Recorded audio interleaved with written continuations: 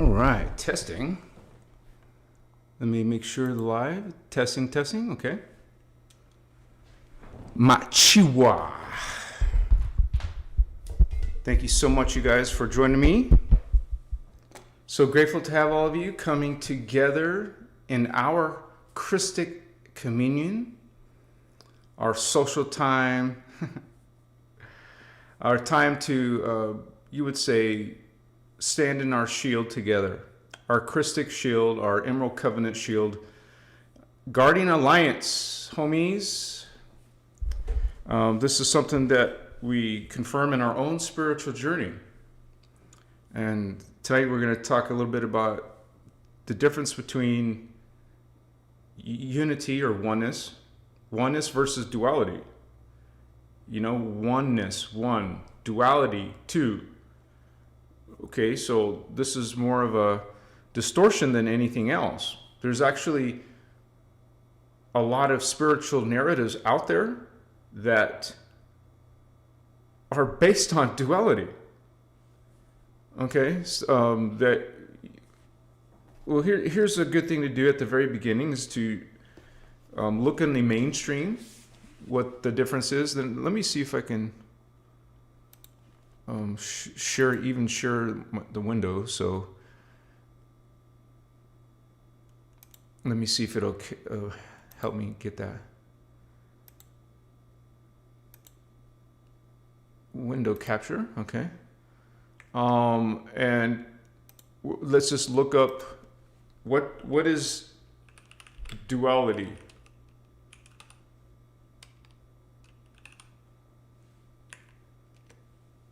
What I meant to put, what is the state of having two parts, often opposing or contrasting. Okay, this is what a lot of people believe, that coexist, such as a good and evil, a light and a dark. Okay, so in some scientific ways, waves and particle, kind of like an opposite. Okay, so let me put what is oneness, because they're two opposing ideologies. Refers to the concept that all reality, from the universe to the divine, is fundamentally interconnected. What did duality say? We're in two parts. Unity says no, we're interconnected. Separation is an illusion. That's a whole different opposite of duality, and it's even called non-duality, non-dualism. So it's an opposing teaching. And so, let me go back. Which is very, a lot of people in it are not aware of it, but the people who created this, created this concept in their beliefs, in their teachings. It's intentional. This channel, we talk a lot about the, you would say, false light, reverse teachings, reverted teachings. This is one of them, saying that you're a dual being. And maybe some of you, even in the Christic community, like, I thought we were. You guys, let me get a drink real quick. Excuse me.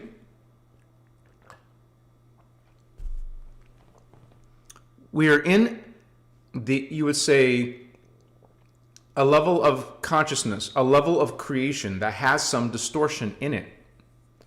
The actual physicality has distortion. In Earth, the matter is distorted. Consciousness is distorted just being on Earth, because of Earth's energy, spiritual energy structure has been distorted intentionally by Anunnaki factions, races. They purposely use their high tech. They are super advanced and super intelligent. They use that to, first of all, these people, these beings, these higher race beings are capable of destroying planets. So they're definitely capable of tweaking, mutating, distorting a planet's fields. They even have knowledge of how to create pole shift. Okay, these are what the Guardians call invader or intruder races. Intruder races, also called fallen angels. They're malevolent alien extraterrestrials that have actually done these mutations in the Earth's grid, but also within our human DNA. So regardless if there's some distortion in the grids that create distortion in our bodies and our consciousness, we're not inherently have an evil side. Okay, that is the poison. That is the lie of duality. We're not duality. We're not dual beings. Okay, so religion takes that as far as you're born into it. You're born into sin versus being good, right? Oh, no, you're not good. You're sinful. You have issues. You have problems. You need some higher being's graces or forgiveness, or you'll be judged into some horrible, terrible place. And so BS, BS, BS. Indigo, give me 5 indigos. Team Indigo, call BS. Duality is one of those false light inverted systems. We're not duality beings. We're not dual. We don't have an inherent darkness to us. That's a Gnostic tie. Gnosticism says that we have this. It's another way of saying you're born in sin. They say you're born dual, part good, part light, or whatever. And so, BS. Okay? We're not two different beings inside of us. Did you notice, or maybe you didn't notice, did you notice that you choose your thinking, your thoughts? You're the one deciding, if I'm in a bad mood, a good mood. You're making the good decisions that are good for your soul, evolution, and development, or you're against that path. You're thwarting your own path. So let me make sure that there's no complaints about the sound. Okay, as long as you guys can see. Okay.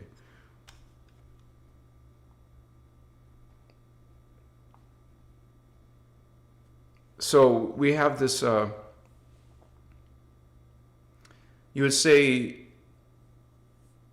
it's an attack. It's an attack that any type of teaching that is trying to put down, demonize the human race, demonize who we are. We come from the Christic line. We're Christic beings originally. So anything talking about in that way is anti-Christic, trying to teach you that, some type of dualism or you have some darkness in you. They're telling you that you were born with darkness and light. And so you're going to live your life with dark thoughts and good thoughts, and it's normal. It is a lie. It's not even true, and that wouldn't even be normal. Okay? Because the original angelic humans in the 5th dimension have no, we would say, distortions in our DNA, which is distortions in our consciousness. So we had our full diamond sun 12-strand DNA. Down here, we don't. We're just schmucks. We're just small versions of that. Our full version is 12 tribes. That's 7 streaming Earthseed consciousness and 5 starseed streaming consciousness. That's a super being, a super hybrids. Humans are hybrids. We're made of 12 different tribes, 12 different races. Okay? That is our original DNA template. That's our original consciousness, identity, a diamond sun identity. And so what we are down here is a marginalized, small, very small version of that, from going from 12 strands, dropping all the way down to only 2 or 3 strands. That's like a human being now turning into an animal consciousness, a very limited in comparison to, you know, the creativity, the imagination, the intellectual innovations of a human being. Suddenly now you're just, you know, looking for food, and that's what you're limited to. Something like this, like a very small version of our original self as Christos avatars. And so now we were living in a civilization of law of one, the sacred universal law of one, that we're all one, we're all equal. We understood that. It was a cognizance. And when you have all 12 strands, you have all that memory. You have 12th dimensional memory. Okay, so that is that is something that was taken away from us. We de-evolved from a cataclysm. There was a major cataclysm in the 5th dimension of our planet that caused consciousness to be, you would say, disconnected from its morphogenetic field, its race morphogenetic field, its planetary morphogenetic field. You know when that happens? You become disembodied consciousness in the hologram. Just like you see, you know, spirits that hauntings, you know, that they're stuck in a house, they're stuck in you would say a cemetery, or they're stuck just in limbo. They're in limbo. They can't go back to their morphogenetic field. They can't go back into a body and be manifest again. So they're in this state until, you know, there's a whole story in this teachings that talk about how we came back to Earth and we started creating these genetic hybridizations to create these bodies for these disembodied humans to go incarnate into. So it's done by the guardians. It's done by hybridizing in procession, like first it was the Lemurians, and then it proceeded to the Atlanteans. You know, you got the 2nd strand, then you go to the 3rd strand, and then you build up the 4th strand. We're building up these levels back to the original Diamond Sun level, back to 12 races instead of only 3 so far. We're only on the 3rd one, or actually technically the 4th one. We're on the 4th one. We have all these other missing levels of our identity, levels of our memory, levels of our consciousness. And so that doesn't make us inherently born into duality, born into a good and a bad, born into some problem being. Actually all life has issues with dealing with distortion, but that doesn't, even if you're distorted, doesn't mean you're evil. Okay, so let me bring that up. Like you saw me look online, the definition. Let me do this also. 1 second.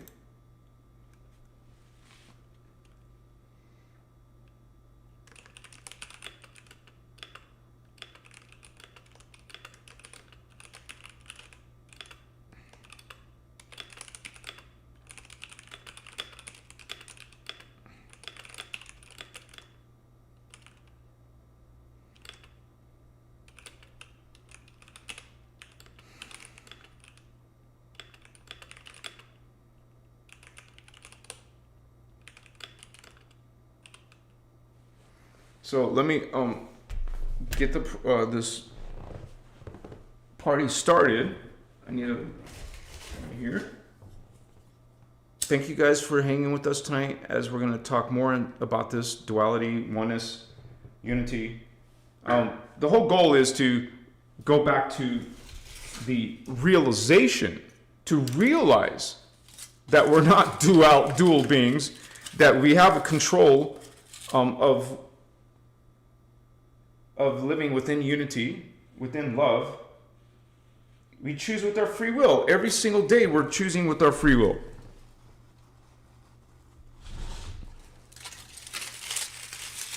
So it doesn't help when we have these spiritual beliefs and religions on planet Earth telling you something's wrong with you. And then you grow up believing that or thinking that. And then someone like me comes along and says and tries to remind you, no, You're not a sinful being. There's not something wrong with you. It's about you reclaiming that which you already are. That's the amazing thing we understand about this term called junk DNA. That means dormant DNA. That's here right now. It's right now. That potential is yours. It's a matter of focusing on your life, going on a spiritual journey and reclaiming that, activating it, remembering. And I mean, it's a process. It's not even easy.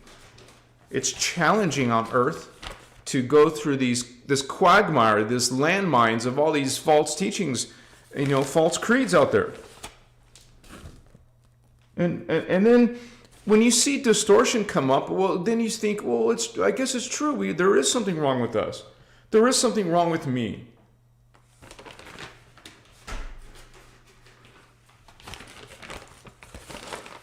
And so you don't claim your inner Christos, which is always there. That direct vertical connection all the way up to the 12th dimension, all the way up to your Christos avatar. It's always there. It's just a matter of realizing it and standing in that and pulling it down to this level of reality. Yes, life is not perfect, but I can strive for reclaiming this oneness, this unity within myself. And then when that is done throughout, we try to do that as a group of guardians. You brothers and sisters, we're doing that together, trying to bring this oneness together, this unity consciousness, this Christ consciousness together, because we are together. I mean, it's the same thing. When someone says we're all separate, we're never separate. When someone says you have a light and a dark side, no, we don't. We choose whether we're going to have light thoughts or dark thoughts. It's all beings have been given the divine gift of free will. What are you doing with your free will? Are you being grumpy? Are you being rude? Are you being judgmental, hateful, envious, jealous, cruel, angry? You're choosing those emotions, those frequencies. You're entertaining those into your experience in a hologram. Or are you choosing to be loving, kind, friendly, sweet, good, blessed, positive? It's a choice. It's not set in stone in your DNA. You're not born into having, if you start believing that, you start to justify, I'm born that way. So it's okay if I have dark, twisted thinking, because it's part of reality. So here's another thing, you guys. The other idea is that of this polarization, polarized, and then people think that is duality. When people they're not even understanding what that even means. Okay? When you come into the time matrix, you understand there's the particle side and there's the anti-particle side. And when your spirit essence comes in, it splits into the particle and anti-particle. That is what is polarization. That's not dark and light. That's not on and off. That's a part of K and part of cum. Mostly magnetic and mostly electric. Polarization. It's a scientific term. Polarize into two. Okay? The opposite of particle is antiparticle. You take your particles and antiparticles into two different experiences. That is polarization. And which is, by the way, not duality, not good and evil. All the beings on our antiparticle side are evil. Has nothing to do with this type of consciousness. That's the confusion out there in these false creed systems, in these false light systems. Teaching you have, This famous sign, yin and yang. Duality. What the F? Oh, it's harmony. You're harmonizing light with dark.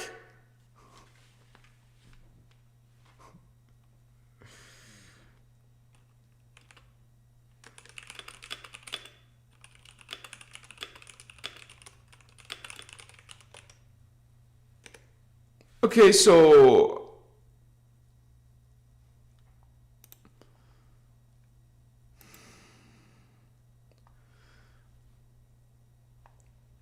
I have too many windows open. Sorry, guys. I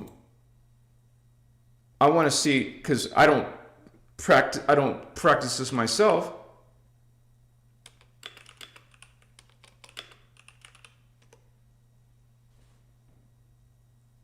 There we go. Same thing. It's the fundamental Chinese philosophical concept representing opposite yet complementary.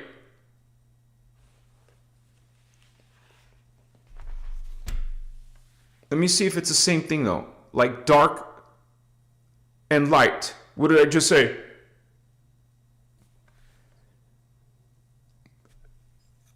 It's BS, you guys. You don't have to harmonize dark and light to be what?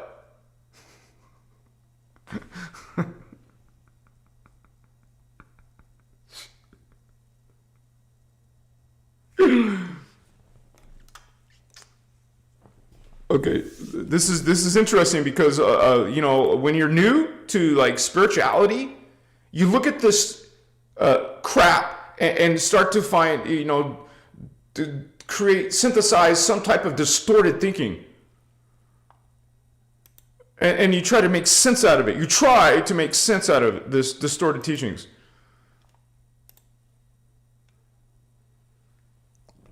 Classical Taoist philosophy, yin and yang symbol.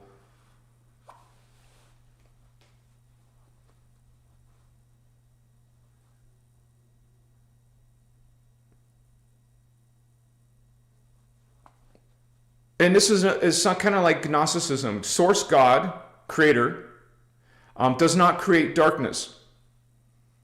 Okay? It didn't come in and say, okay, here's darkness and here's light. You guys know the history of our time matrix. It all started with light.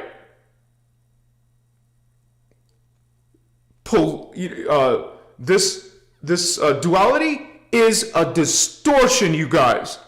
It is not natural. It is not organic. What is natural is a loving, benevolent God, source, creator. That is the original. That is the beginning of our time matrix. Love, goodness, light.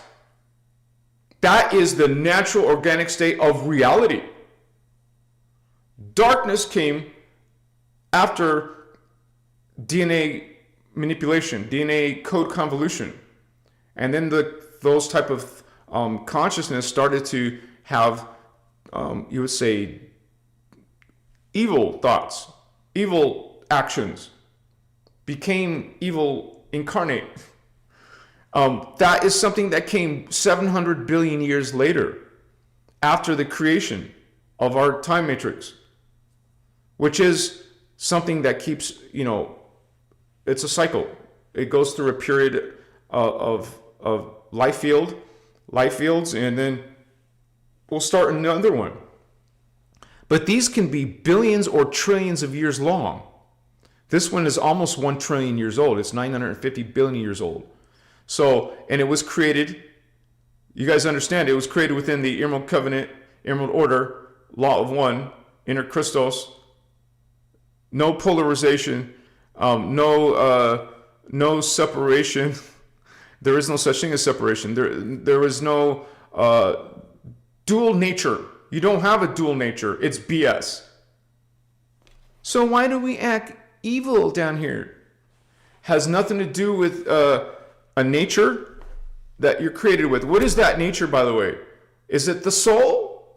Is the soul dual? Try to imagine how that happened. Like what? Okay, so my soul essence is part dark and part. Where does that come from?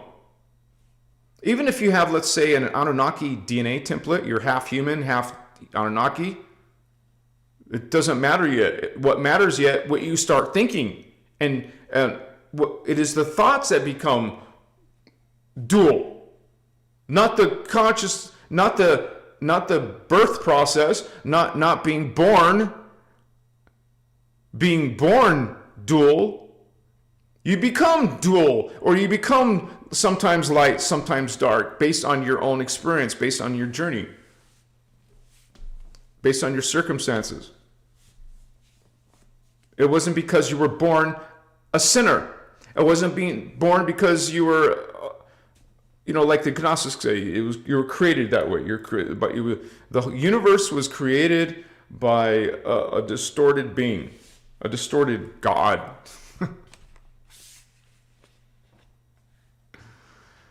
This distortion, it arises from misalignment, not an evil essence.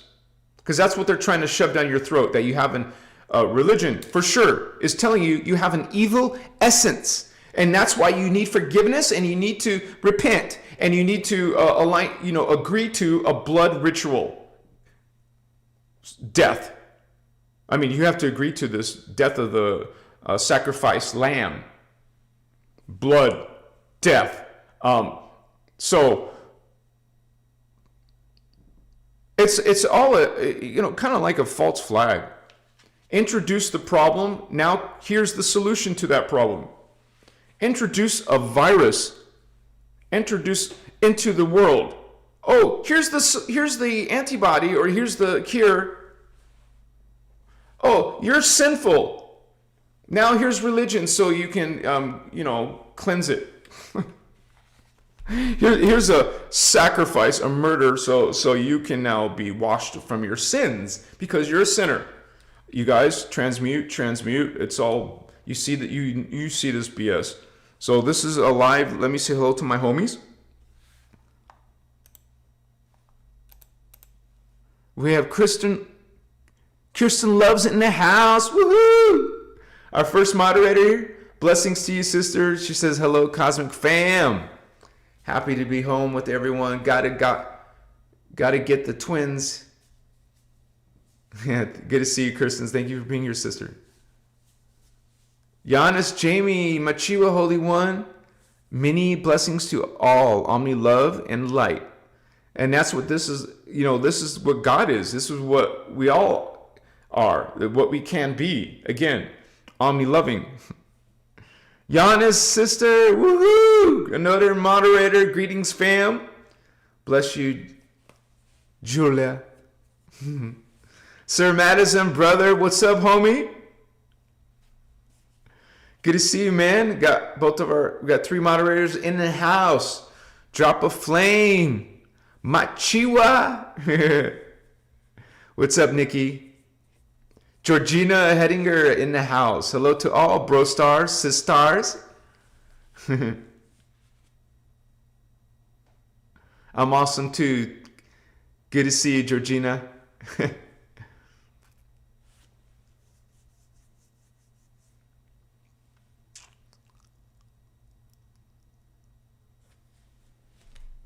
Electric movement. Opposites are only the two extremes of the same thing. Well, that's what I've been explaining. I mean, that's what I'm explaining, though. You don't have evil, just, like there has to be an opposite. You have to be part of another part. That wasn't the original. That's not God's intention either. It is coming out of the free will. You would say abuse of free will, or making the wrong choices of free will that goes out of the divine right order. That's what distortion is. You have perfection. That which is perfect, that which is good. That's the original. And then when it downsteps from that, or it changes, it transmutes something different, then it's not the original. It's a distortion. It's less. you would say, even when God downsteps from one level to another level, that's becomes less of the original. Kind of like you have this beautiful picture, perfect color, and you put it in a copy machine and make a copy of it. It's less than the original. Not the same quality. It's going to lose a detail. It's going to lose some color. And then you take that copy and make another copy of the copy. Then that becomes worse. And then make a copy of the copy of the copy, and it becomes even worse and worse and worse. It degrades, just like DNA does, just like consciousness does. It's the highest original, and then it makes a copy that's a degradation. It's a smaller version, a fragment of the original. Just a piece now. Right now on Earth, humans are just pieces, a small piece of their original angelic human. Okay, so, and people are trained to think in this polarized way, in dual way. You're trained. Many different systems are teaching this. And so a long time ago, you used to remember that you're all connected to God and that we're all within good, or, within positive natures, not an evil nature, a positive nature, loving nature. And then it was from free will, not from a nature, but from free will. And then distortion started happening. And then it created darkness. So that isn't the original, that's not part of creation to be light and dark. Darkness was introduced way, way after the fact. And it's talked about in detail in these teachings. There's a history from when the human race fell and all. Well, actually, in Kathara, Biospiritual Healing, one of the video workshop series, it goes through the whole process of explaining the time matrix. Okay? You have the time creator, who's good. The original is always good. The original was always love, not darkness and good. Just good. People have to have these opposites. They just feel, oh, that's normal to have opposites. Opposites, it's not normal to have an opposite of light, the opposite of love. It is a distortion of love. Instead of seeing it like this, see it like this. Okay, the original started good, and then lower versions of it became distorted, and then started developing darkness down here. But the light is still the original. The light, the good, the love is still the original. It didn't start off dark and good. It didn't start off that way. It was always good, and then parts of the lower consciousness in the hologram, in manifestation, started to deteriorate in their DNA, started to distort in their consciousness, and so now there is darkness, and now there's races of darkness. Now there's whole, legions of darkness. So that is like a polarized consciousness in some regard. Like you can say it as, it's directly attacking the light. It's not just attacking, it's devouring, eating. It is self-sustaining off of life. That is another thing when you think about it. These dark beings need light to survive. They need to devour your life force, your kundalini. Otherwise, they go into annihilation. So that ain't no freaking equality, homies. The dark side is actively consuming light, consuming kundalini. You know what a sleep paralysis is? You can't move, you can't breathe. That's because there's a dark, demonic, fallen angelic being on top of you, devouring your kundalini. And so it needs you. It hates you, but it needs to feed off you. It hates the light. It hates the Christos. It's anti-Christos. It's anti-God. It wants to be God. When they don't realize they already are God. We're all God. But they're playing these power plays of energy in the time matrix. They're playing with, free will. Like it's just a tool or something to have a different experience while they're in the hologram. But they don't even know that they're part of some hologram or part of some, this is where all these stupid, ignorant, foolish ideas.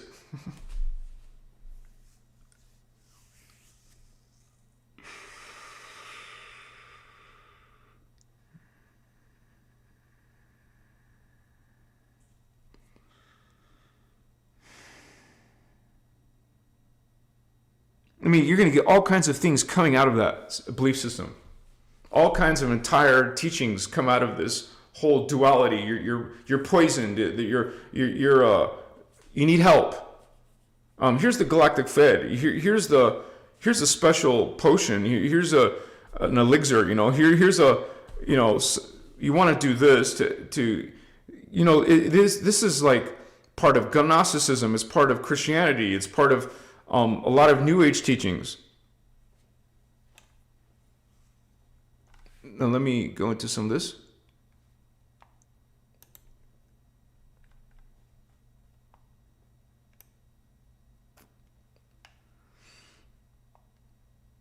Yeah, it was weird energy tonight, you guys. I was kind of off because I was finishing the Secret Space Program video, which is up, by the way. You guys, please check out my... It's already being, censored.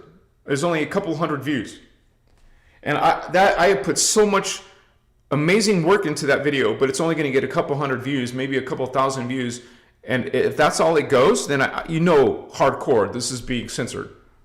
But take a look at this video. It's very informative, teaching you about the secret space program.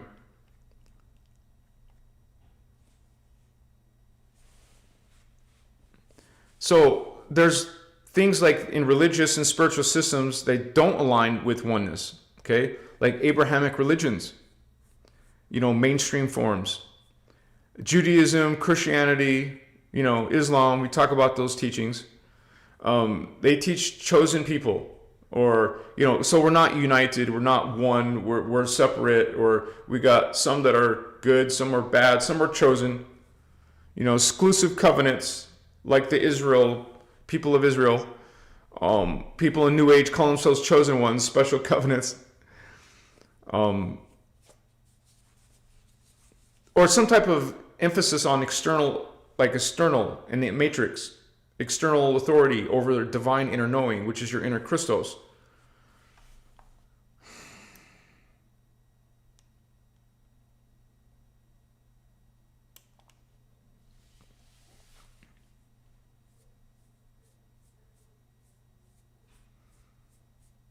Because that's what most people are labeling things, comparing things, judging things. So, but consciousness doesn't divide. Perception does, or what people think. It's an absolute mess, man. It's an absolute mess, and people get stuck in this dual nature, or they get stuck in justifying things, or it's just. You need this to have, you need some darkness to understand, or suffering. You need to go through some suffering or darkness to understand light. It is utter BS. We come from light. We're of the light. And there's distortion now because of other beings. Now there's, it's in our faces now. It's around us now. There's distortion around us, wherever you're on a Christic journey or not. Or Christic frequency or not. There's family members, there's friends, there's the governments, politicians, there's companies. There's distortion out here playing itself around us. And now you start to see yourself as part of that, and there's something wrong with you, something wrong with the human race. Maybe we are part dark. You see, you start to rationalize it. You start to bring that as your identity. You start to bring it as your belief. So this is the false light journey, you guys. You take a false teaching like duality, or you're part dark and bad. I mean, part good and dark. Well, then now you're confused. In your spiritual awakening process, you're confused. Okay. It's curious about what all these different beliefs and spiritual systems say is the solution. What's the solution to, or how do you live your life if you're in duality? How do you harmonize and bring in that together? We can pick an example. Let's pick Gnosticism.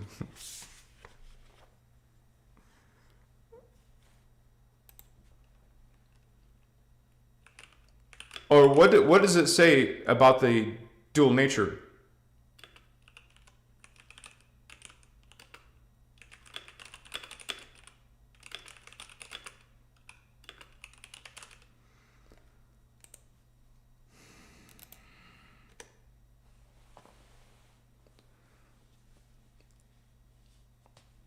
It claims that humans contain a divine spark or spirit, but the spark is trapped inside a corrupt or fallen material body. You see, the Christians say you have a sinful nature. Gnostics say you're trapped in some material body. There's something wrong with the body. It's corrupted. It's evil. And the physical world, the matrix, the time matrix, was created by a lesser god. And you already know right there. You don't even need to read the rest of it. Lesser God. So there's more than one God? No, there is not. There's only one creator, one source. And that's what oneness is based on. If there's a whole bunch of gods, creators, okay, that's not one. That's not oneness. And so right there you see right away in Gnosticism it's talking about more than one God or some lesser God. And it is this lesser God who created our reality and so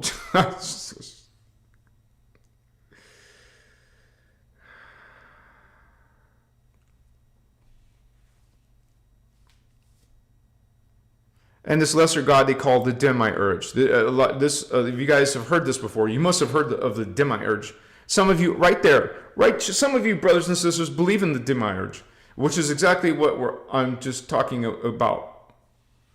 That matter itself is flawed, imprisoning, or hostile, or to spirit. So the world is hostile to you. Your body is your enemy because it's got evil inherently.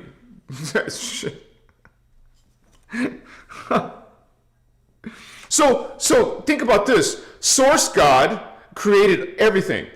But no, this little lesser God, what is it? The son? A child of this great mighty being?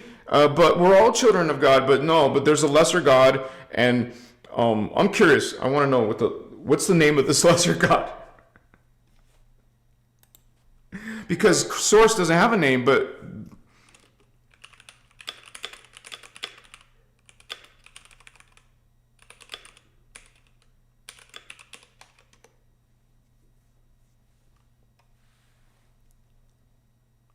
the demiurge. I guess that's what the lesser God is called. It's a title, not a personal name. Greek, demiurgos, craftsman or builder, portrayed as the creator of the material world. This God is ignorant and arrogant and blind.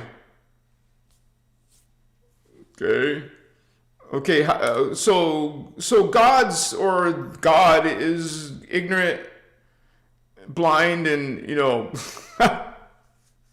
well, what kind of God is like that, right? Well, a whole bunch of extraterrestrial gods act very wicked, right? So you know right there, it's not source, it's not creator. It's just something being called a god. See, Gnostics are calling the demiurge a god. Does that make it a god? Or the god, or creator? Okay, so, you know, it is paganism. Pagans like to have a whole bunch of gods. So there's some more gods for you, some lesser god called the demiurge, or whatever you want to call it. And it's flawed, it's ignorant, it's arrogant, it's blind, but it created the world, and so now the world is ignorant and bad inherently, and this is kindergarten spirituality. Little baby ideas. I don't know what kind of ideas. What are those ideas then? How would you describe those ideas? It's like some little kid made up these ideas. But it's some deep spirituality that people are getting their gnosis from. Yaldabaoth is the chief demiurge. And it's a he. A boy. He's got a penis. And, you know, it's a patriarchal sexist thing. This, of course, most gods in these belief systems are male. And they look like man, you know. So he proclaims, I am God and there is no other. That sounds familiar. Well, gee, that God says that and this God says that. And there's so many beings that say they're the one and only true God. And they're all men gods, man gods. And they're all pissed off. You know, they're all, what words do they use here? Ignorant and arrogant and blind. Yeah, there's lots of gods like that. And he created this flawed imitation. So we got, see, they're trying to say that there's these divine realms that are good, and then there's these lower realms that are not so good. So you have to find your way out of the lower realms into the higher realms, maybe. There's all kinds of issues and distortions and problems with this teaching already.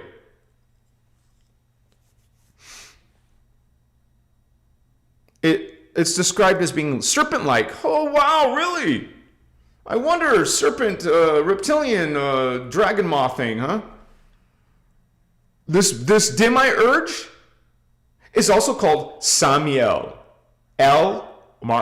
Michael, Ariel, Samiel, Saklos, which means fool, by the way. This God that created our world is a fool. Yaldabaoth, alternate spelling. Nebro, a rebel. This is a rebel God, a lesser God, rebel God, arrogant God. It's not a God, you guys. There's only one creator. There's not a bunch of little lesser gods or different kind of gods. No. There's one source. One creator, one God. And this is where the concept of oneness comes from. It's all coming from one God, not from a lesser God. We're not part of the lesser God. We're part of the all omnipresent God, omnipotent God, the one and only God. You know, one body, one mind, one spirit, one God, one self. It's only one being.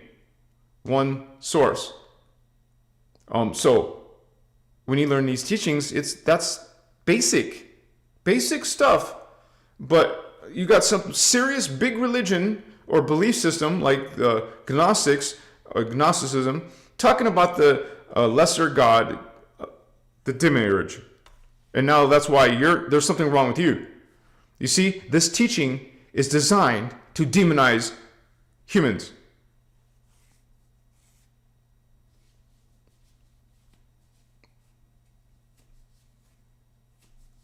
We're trapped in this flesh. And you need salvation. Salvation comes from escaping the demiurge's world. So this is why Earth is a prison, and the body is a trap. You see, you guys, when you take this on as your belief system, you are lost. You are not spiritually awakening.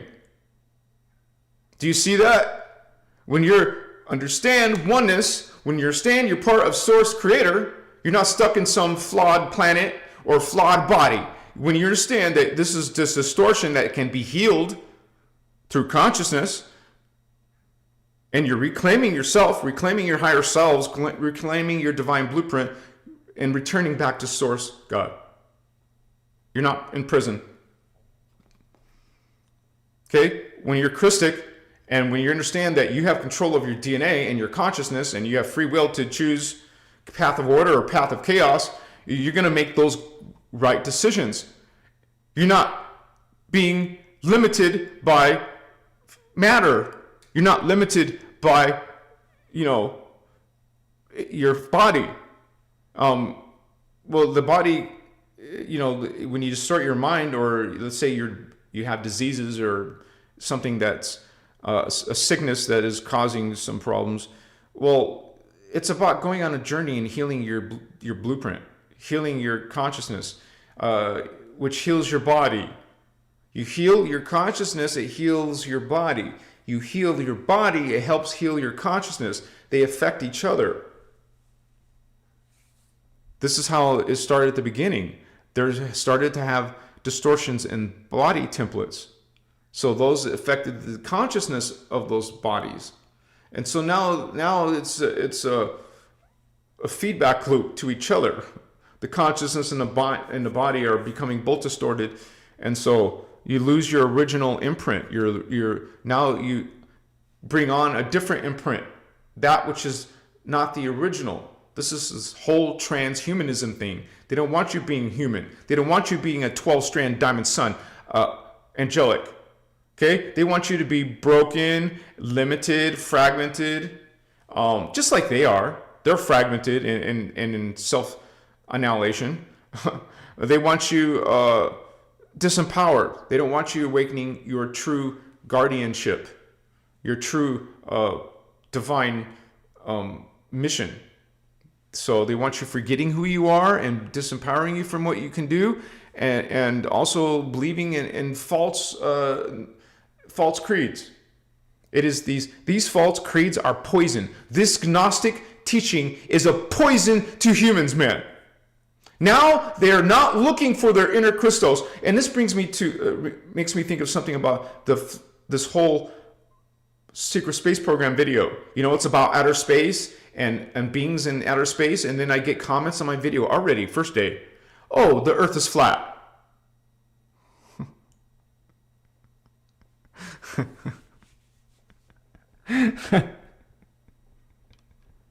It is a psyop by the cabal, the deep state, the secret space programs that are negative, the ones that are trying to stop you from looking up. Oh, nothing's up there because we have an ice wall and a dome, a fishbowl, and we're stuck in a flat plane. It is absurdity. It is stupidity, in my opinion. Foolishness, ignorance, childishness. So it's the same thing with this whole topic.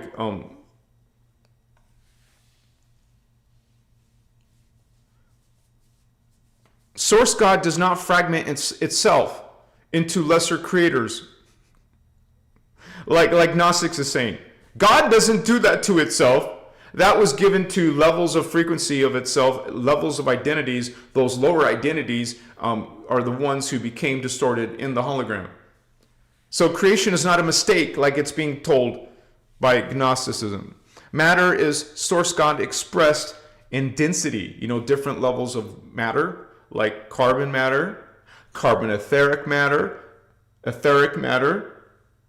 liquid light, which is pre-matter, and then there's antimatter. So there's different levels of how God expresses in density. Not corruption. Duality, or the idea, arises from perception. Okay, not from an evil architect or an evil body or an evil planet. It comes from perception, from your choice of free will. Okay, a lot of you probably know some people who are just naturally loving or good, even if without the Christic teaching. Because humans have that as their spirit originally. But we come into the world, the drama playing out, and then we get caught up in these false teachings like Gnosticism. So this is demiurge concept is the foundation of false duality theology. I mean, Gnosticism didn't just introduce duality, right? It invented a false god to blame for creation itself. Lesser god equals demiurge. The Yaldabaoth. Creation is flawed. Humanity is divided. Okay, into duality. BS. This is where most people, if they're writing in chat, they're coming from a Gnostic point of view. And after the live is over, on the replay, you're going to see comments saying this same exact BS that I just exposed. It doesn't matter if I exposed it. They're going to be talking about Gnostic principles like you just heard. You don't believe me? Check in 24 hours. Tomorrow, sometime tomorrow, check the chats on this video. You're going to see these exact people bringing up their ideas of Gnostic ideas. And you better believe there's going to be the demiurge is going to be mentioned in some of these comments. Our teaching, the inner Christos law of one, is about one source God. Not the demiurge is a lesser god of a greater God, right? There's only one to begin with. So you just started off your whole belief system on a distortion right there. And then it just goes downhill from there. Creation is intentional. It wasn't an accident. Humanity is unified. It's naturally one race DNA, race template, race morphogenetic field. Not fragmented and separated. It's impossible. Because of the morphogenetic fields. The personal morphogenetic field of Anuhazi, for example, of me, is within the Ternicium morphogenetic field, which is the name of the angelic humans. So my morph field is within the race morph field, which is within the planet's morph field, which is in the galactic, the universal morph field. We're all interconnected through these energy structures underneath the hood of physical matter. Something the scientists haven't figured out. They only see atoms and subatomic particles and quarks and these little things they have in their science. But they don't see the energy structure behind this physical matter, behind the quanta. So this is, they haven't even found the soul yet. They don't believe in the soul. A lot of people believe that once you're dead, that's it. Nothing exists after you're dead. Okay, something planted your life. You were seeded. Something started. You had to come from something. So that something is still going to exist whether you die and perish or not. So people's logic is just stunted. You're just spiritually sterile.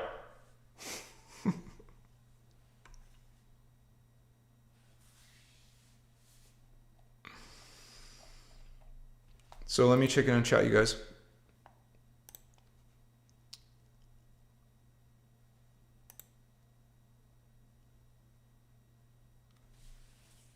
Georgina, thank you for your donations, sister.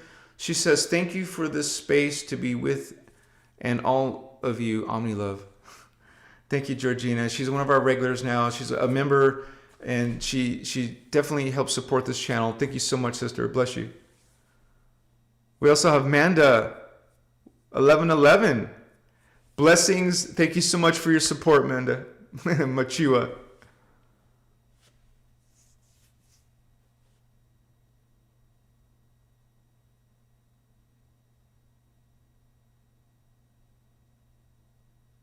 Yeah, you don't need no guru. You said it, Gary. It's all within. And these teachings are based on going inside, going into your own family of consciousness, your own higher self, your own vertical connection all the way up. You know, we talk about living 144 lives here, 144 lives in the carbon etheric matter, the angel level, and then 144 lives in the archangel level. Those are all parts of our identities. And so a part of who we are. The multiple family identities is all united into one. Just like source is God. You know, all life is aligned, you know, coming together as one consciousness. Like kind of like you can have children, and then those children have children, you know, and then you have grandchildren, and then the grandchildren have children, and you know, those are all part of one line. It all came from a line between a mother and a father, right? Generations are all part of a greater people, a greater culture.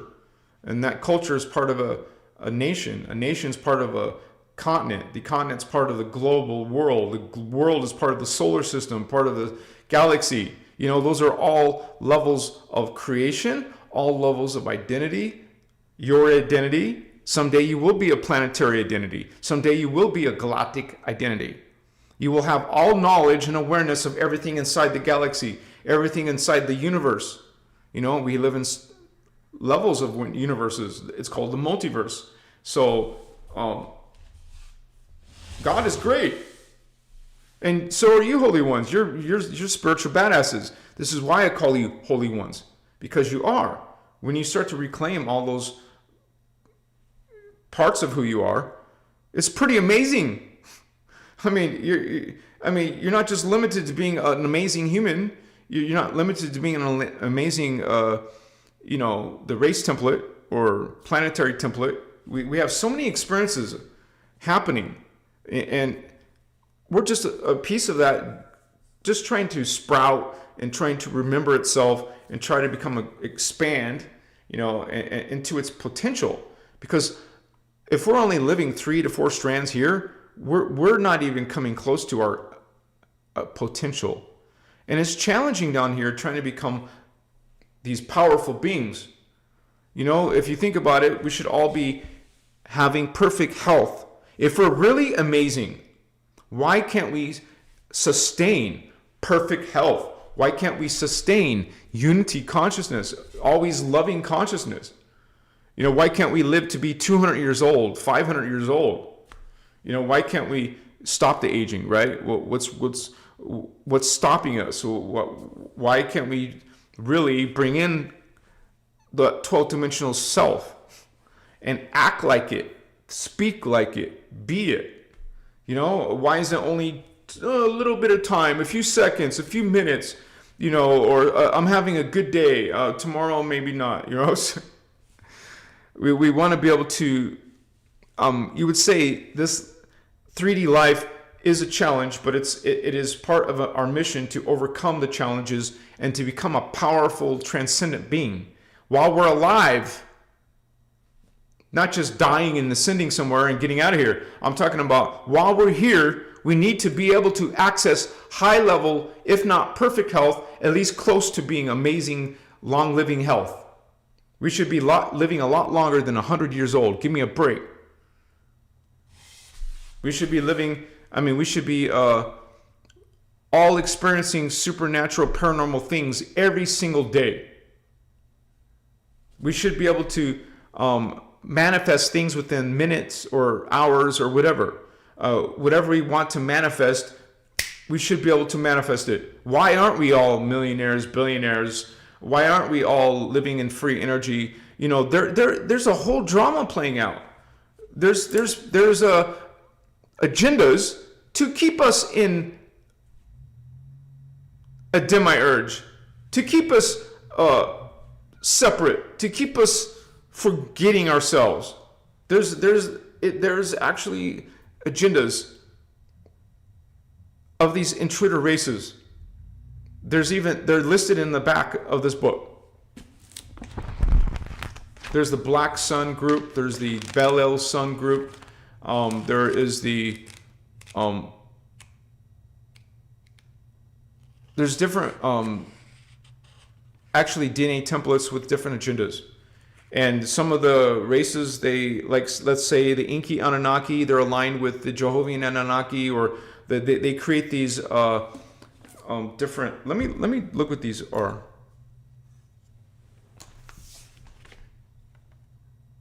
Like, I'll show you on the screen too when I open it on Adobe. Come on.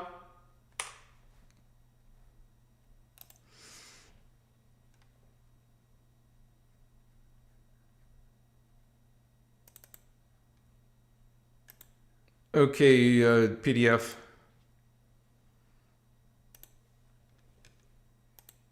And like, this is just the Marduk Anunnaki Luciferians.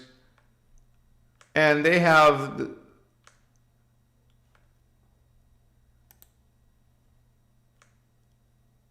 the Luciferian Anunnaki Pleiadian Nibirian Coalition. Or it's just called the Pleiadian Nibirian Coalition. Okay, that is an agenda. It's an agenda, it's a grouping. There's also the Orion Necromaton Black League. And that's just one group. The Marduk Draymond group.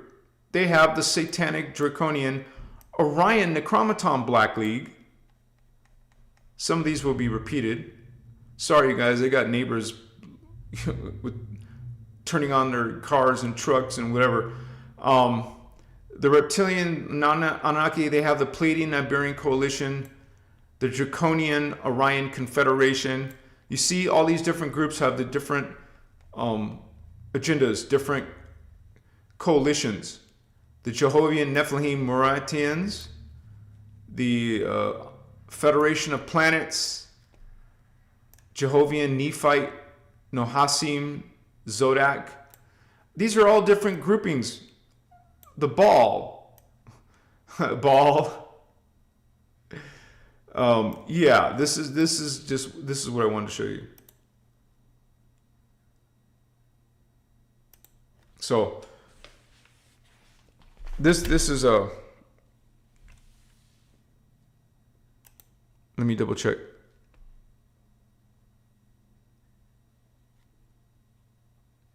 Georgina, yeah, it's a whole lifestyle. It's about aligning with your own, like, we come together in the Christos, the Christ, unity consciousness, Christ consciousness. So if you're in a community like that, you can't get the entire country to be like that. So maybe start off with communities. And I know that some of the things that, like me and my twin flame and other people in our Christic community, we talk about that, buying land and living in neighborhoods of people within the, it's very, can you imagine? It must be very challenging. When you want a community like this to succeed, you need to have some guidelines in case someone acts up and tries to ruin it for everybody else. What do you do? Right? Maybe you guys want to get along and experience free energy. Not free energy. What I'm saying is, you guys create your own solar power. You have your own water well. You're self-sustainable. You grow your own crops, your own food as a group. Why not? That sounds like a wonderful idea. But in my opinion, it doesn't mean get rid of technology, stop using computers, stop using, stuff like that. That's backwards. If you want to just live in Farmville and just have no electricity running, have no media, that's going backwards. We're not meant to go backwards. We're supposed to be able to use our tools and our technologies in a guardian way. Just like originally, we had these powerful crystal, massive crystal, colossal sized crystals that are as big as buildings. And we were using technologies in a good way, a positive way. But then those got co-opted, or they got taken over by the dark side. The group was called the Templar Solar Initiates. And they weaponized it. So you see what we would do with technology and information and knowledge versus some group that is based on service to self. We're service to others and the planet. We want healing technologies. We want to share. We want to, there is no secret groups who is hoarding knowledge, hoarding resources, hoarding the money, which is unbalanced system. That's not unity. That's not oneness. That's separation, segregation, fragmentation. The opposite of oneness. Okay? So in this sense, in this context, oneness is like the concept of unity, that we're all connected. Oneness, we're all actually one. And so other people and groups do not like that. They like the power structure. So they want to get into a specific level of that power structure and have benefit over others. Instead of the idea of oneness and unity, I don't mean socialism, don't take me out of context. I'm talking about we all should be able to be, for example, there shouldn't be like levels of financial like separation, like poor people, the ghetto, and then the elite levels. You see, it is the people who are in those systems of belief and ideology that, okay, so we're going to hoard the money and the power and the resources so we can have it and others can't. You see the problem, the flawed thinking. If they don't realize it, that's affecting everybody. I mean, that affects spiritual development, that affects technological development when it's lopsided.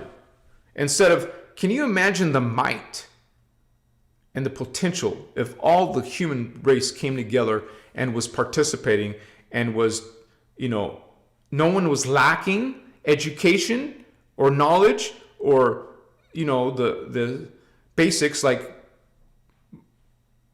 energy and water and food and survive, a place to live. As long as everyone had that and everyone was, there's so much hidden technologies that we all don't even get to know about or even get to benefit from.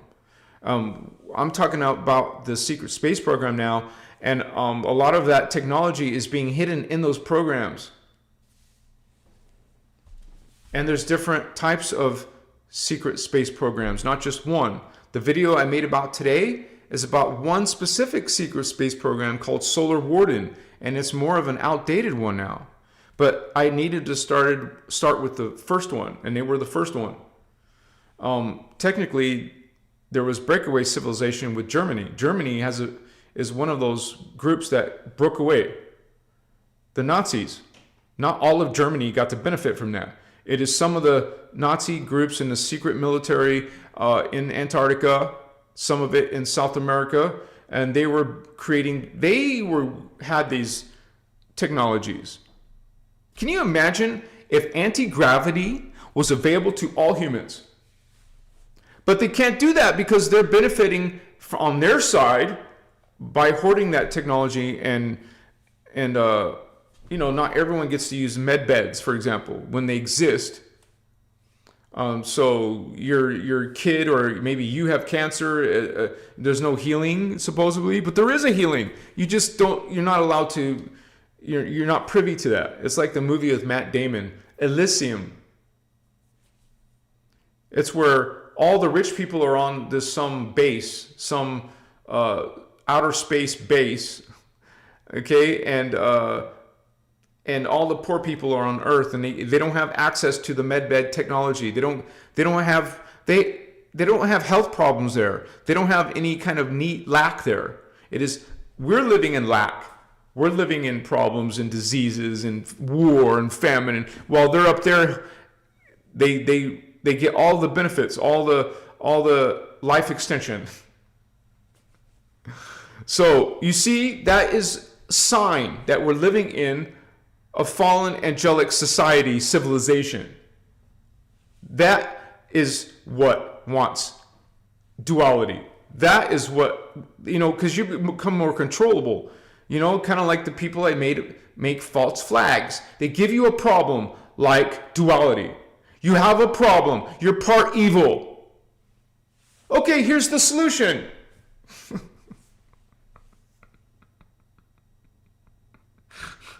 That's a false flag, so to speak,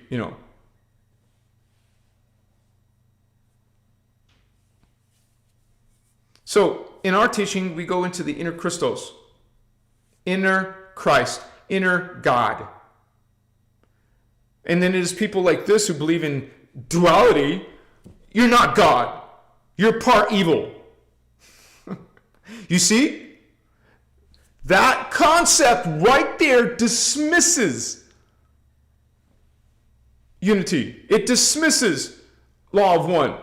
It dismisses your inner Christos. Because it is the your inner Christos that says, no, I'm part of Source God. I'm not separate from God. I'm not part of a lesser God. Or I'm not stuck in a problem body or planet or whatever. You understand that within the inner Christos, you have everything you need. They don't want you to have all your needs met. They want you to be outsourcing your problems to them and their belief systems and their control systems. You don't need to outsource anything for anything. It all comes from within. That is understanding oneness. That is understanding the sacred universal law of one. And if you can start to understand that, now you have solutions to you that 8 billion humans don't. Because 8 billion humans are looking into the matrix for solutions instead of the opposite of going inside. They believe themselves that we're separate from God. They believe themselves that we're stuck in, we're part darkness and we need help. There's something wrong with us. You guys, there's many, many narratives teaching that principle. Demonizing humans. Something is wrong with us. Yeah, because something based on the Anu Elohim family lines and the Omicron Draconians, they brought us their own distortions into our planet, into our religions and spiritual beliefs. They changed them into relying on them. Now we rely on the demiurge or whatever their teaching is, right? We rely on Archangel Michael now. Now we're relying on the Galactic Federation now, instead of our inner Christos and our ability to heal ourselves and to realize, our true powers, becoming psychic, becoming telepathic, becoming more and more, people base a lot of their beliefs and decisions on their intuition, on what's inside. They have these feelings from inside. They're basing their life decisions on what they feel and what they perceive from inside. That's the Christic way. That's the guardian way. Going and working from the inner Christos, your inner connection to Source. And you guys, that makes a huge difference. When in my mentality, for example, I'm making an example. In myself, I see my connection in a divine way. I'm not being thwarted or limited by outsourcing my power, giving my power out here. I'm connecting to my inner power, into my connection to God. I'm not separate from God. And then my life has a whole different journey compared to someone who's believing in, I'm a sinner. I am evil. I'm a horrible person. I have no power. That's a whole different existence. You're going to live 80 maybe you live 80 years old. You're going to live 80 years on this world with that mentality? Raise your hand if you know people like that in your family. Raise your hand if you have friends like that, if you know people like that. No, thank you. You see? Oh, there will be a point where we will evolve our inner Christos and become like these avatars, living a couple hundred years old. We shouldn't, even with distortions on the Earth grids, we should be able to live to at least 200, not 100. 100 is an exception to humans. Most humans don't make it that far, right? But we should be living a lot longer. And so, now technically you can't be immortal unless you can somehow regenerate. Isn't it interesting that these Cathara is called bioregenesis, regenerating? And so if we can clear all those distortions in our divine blueprint, I mean, reconnecting to our divine blueprint, clear the distortions, one at a time, you should be able to live longer. Otherwise, your teaching is BS. If it's not helping you live longer or live a happy life or be able to transmute all distortions that come in our way, you guys, we should be kicking ass with biological distortions, emotional distortions, mental distortions, or any type of spiritual distortions. We should be winning. But we have to admit to ourselves it's not very easy. We have to admit to ourselves that, it takes a lot of effort to be our best version, because some people believe that we're all going to ascend and that we're all awakening. But if that's the case, homie, we would be experiencing life in a whole different way, but we're not. It is a challenge on earth. You guys, we can mess up, we can fall, but we can get right back up and take that as a learning experience. Become a better version based on our mistakes. So far, you guys, there's $6 in donations tonight. I cannot survive off of $6, you guys. Please support your brother Enuhazi. You guys, $10, $20, $50. Please support this channel so I can continue to do this full time. Otherwise, I will have to only do half the amount of videos and half the amount of lives, and focus on some product business. Otherwise, if you guys really want me to keep on doing this regularly, this is how I can do it, you guys. Right now I'm relying on your donations, so please support this work. You can also be a member of this channel. That helps my work. Or you can buy one of my t-shirts. Let me show you my t-shirts, you guys. And I just do this just for a few seconds, just a minute, because this is how I can do this full time. T-shirts. How about the Inner Christos t-shirt? And share Adobe.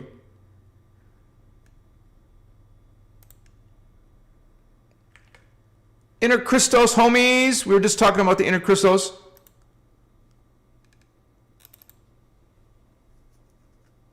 Law of One, homies. That's one of my t-shirt designs. Let's talk about, how about God Sovereign Free t-shirt, homies. And you saw Giannis, she was wearing that too. Actually, I'll show you that.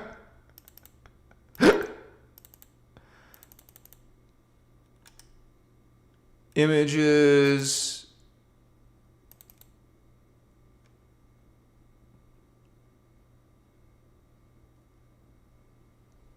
Wait.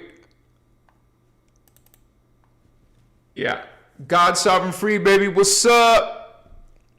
Our star sister representing. There's also another t-shirt. Law of One in the house. And let me go back to some of the other tees. We got Machiwa t-shirt, you guys. Some of you guys were asking about that. Well, I got my Machiwa t-shirt. So what's up? In different colors. Machiwa! Vato locos!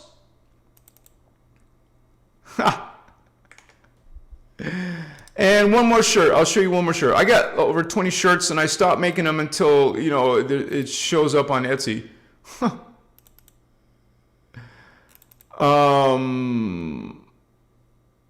Omni Love homies, Omni Love t-shirts.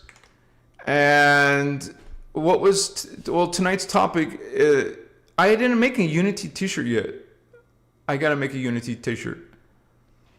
And I got lots of the, what you call angel number t-shirts.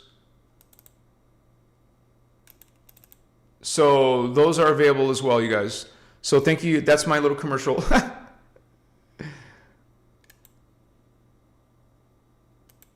All right.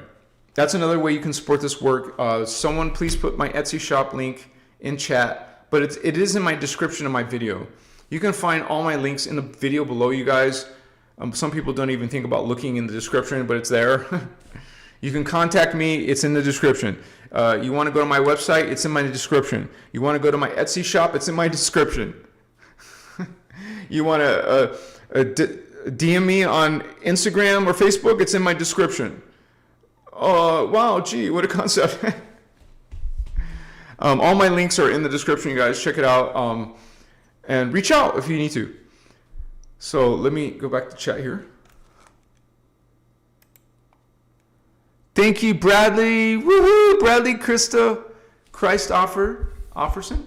Oh, Christopherson. Sorry about that. Christopherson. Maybe I said it once. Right. Thank you, Bradley. Much love. Thank you, Christos. Thank you to you as well, Holy One. Blessings. Woohoo! Yeah! We got Stardust Goddess in the house. Got Indigo Wizard, homie. Woohoo! Inleton in the house. Thanks, you guys. I hope Gina comes back. Star Sister rescuing me several times. What's up, Star Child? Machiwa to you, Holy One.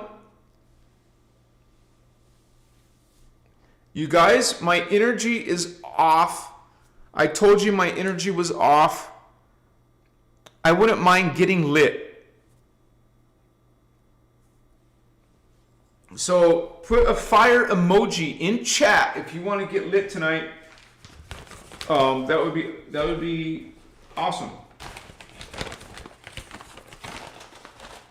Did I even do the charcoal disc? Oh, I did earlier.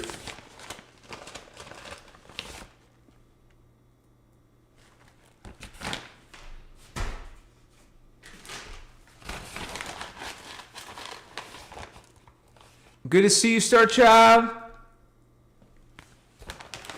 Yes, sir.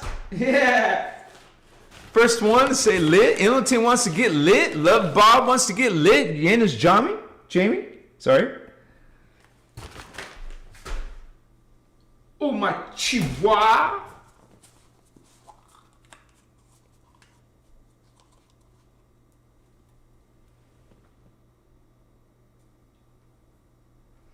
I just put some more of the amber.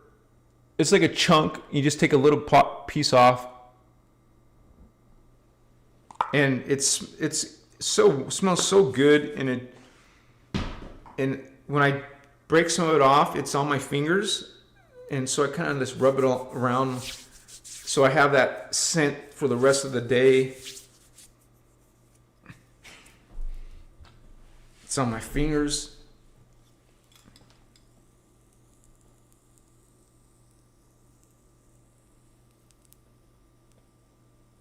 You can hear it pop.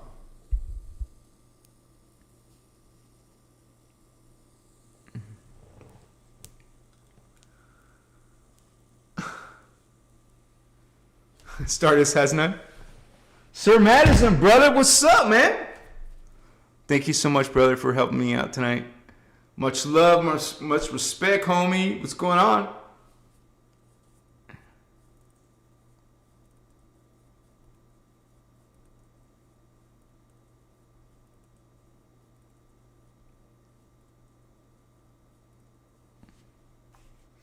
Yeah, Robert said it. Never waste your energy arguing.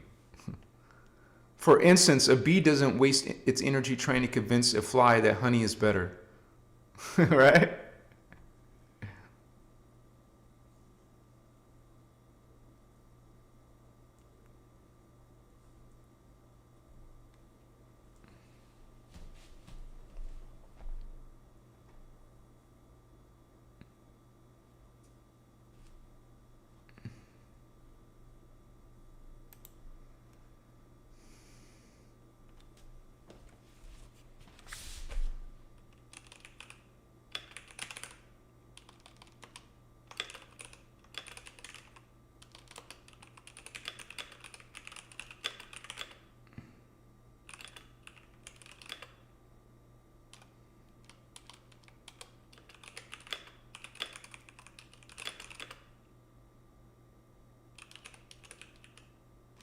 Okay, so I just want to put that in there of what else is a oneness, kind of like against oneness, you know? Basically, any system that defines reality through a permanent separation, you know, duality, that cannot lead back to oneness, even if it borrows the language of unity. Like the original sin doctrine, original sin. Common in Catholicism and Protestantism, humans are born corrupted. It's the same exact thing that Gnostics are teaching, that you're born in a corrupted body, you're in a corrupted world. And it's the sin doctrine, that you're born corrupted. That separation from God is inherited. This is the opposite of the concept of unity in God, oneness in God. No, you're separate from God from birth. And that your worthiness must be restored externally. But, you know, the concept of oneness, it teaches, you know, our origin was unified, is unified. It's not fallen. And they teach this whole eternal hell, eternal damnation. Okay, it creates permanent separation from source God. And it also frames punishment as infinite. You know, you go to the lake of fire, that's forever and ever and ever. You're in some type of torture and agony in the lake of fire. You see what I'm saying? I mean, that's how they frame it. That punishment is infinite. Can you imagine living in that type of existence forever? It doesn't stop, it doesn't stop, it doesn't stop. It's this infinite separation that contradicts infinite unity.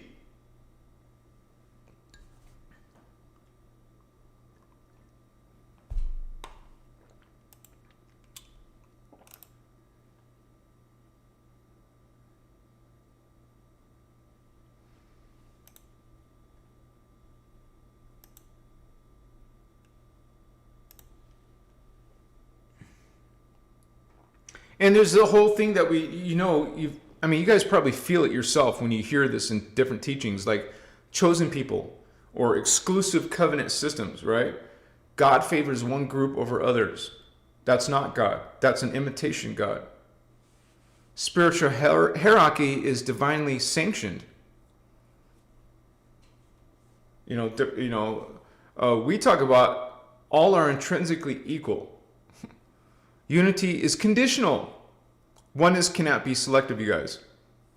What about savior-only salvation models? Humans cannot reconnect without an external intermediary. There's so many teachings that are trying to put an intermediary between you and source, when we teach that it's inherently not part of you. Others teachings saying you're separate from the divine, and that you need to go through this saint or this religion, this Bible, this archangel. You need something, a federation, whatever. You need a savior. You need something to be connected, but you never were disconnected. You don't need to reconnect because you're already always will be connected. Even if you don't perceive that. You don't perceive because you're not on a spiritual journey and awakening your higher sensory perceptions. And so now you're limited, you're disempowered from perceiving that connection to source. It's also just having those experiences, kind of like confirmations, like I've had in my personal experience. Man, it just after I had such paranormal, amazing supernatural things happen, there was no doubt in my mind that what I was learning was true. Like confirmation, personal validation. So like you don't need anyone else's validation, you can have your own, and if you think about it, this is a gnostic escape cosmology. Matter equals prison, earth equals a mistake, and body equals a trap. Salvation equals escape. But oneness is embodied, not fled. What about shadow as identity teachings? Common in New Age and, what's this psychologist called? Carl Jung? Is that his name? You must integrate your darkness to be whole. That is utter BS.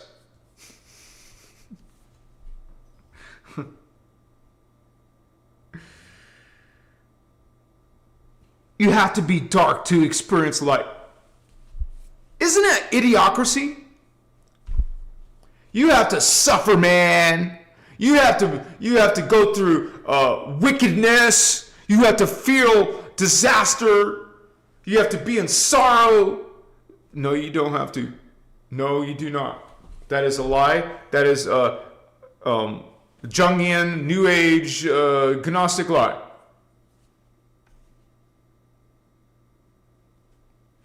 In these systems, darkness is treated as essential. Distortion becomes identity. Oneness heals. You guys, the truth is oneness heals distortion. It doesn't internalize it. How about light versus dark balance narratives? Light and dark treated as equal cosmic forces. They're not equal, and they're not cosmic forces. They're hologram forces that were being played out based on the divine gift of free will. But darkness is framed as necessary counterpart. This is what my video tonight is exposing. No, it's not. Conflict becomes eternal. No, it does not. You're going to eventually not have conflict, not have problems, not have distortions, and you will reach a level where there is no more distortion. In this system, it's the 12th dimension, the avatar level, the Christos avatar level. So we're going to deal with not necessarily our own distortion, but definitely other people's distortion around us or in the world somewhere. The Luciferian Promethean ascension, self-deification through rebellion, power over coherence, or elitism of awareness. But oneness is sovereign without supremacy, right? There's also something in simulation theory, which is the materialistic version. Reality as an artificial trap. Humans as prisoners of code. Consciousness as accidental. You guys, you hear this stuff, you know it is based on distortion. It is an anti-Christic teaching. That is attacking your unity, your oneness. This ideology is attacking the organic Christic oneness. So you know it's Luciferian, you know it's, like they called it, Promethean, excuse me, or Anu Elohim type of teaching, Metatronic death teaching. There's these Archon matrix trap narratives, same Gnostic source, humans as victims of hostile controllers. Awakening, we have the intruder races, they're attacking us, we got to deal with them, but it's not like we're being controlled. Like we can't have some control, our own control. Awakening framed as warfare. Fear-based vigilance. But the truth is, oneness restores sovereignty, not paranoia. So this goes on and on, you guys, but let me double check.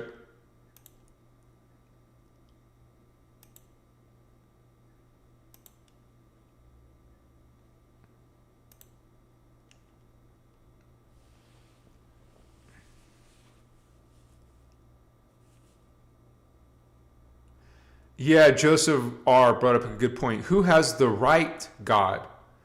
Religion, lie in there.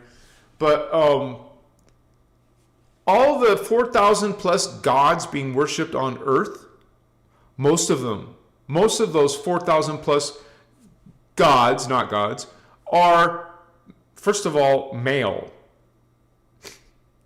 There's a few goddesses in there, right? But most of them are male deities.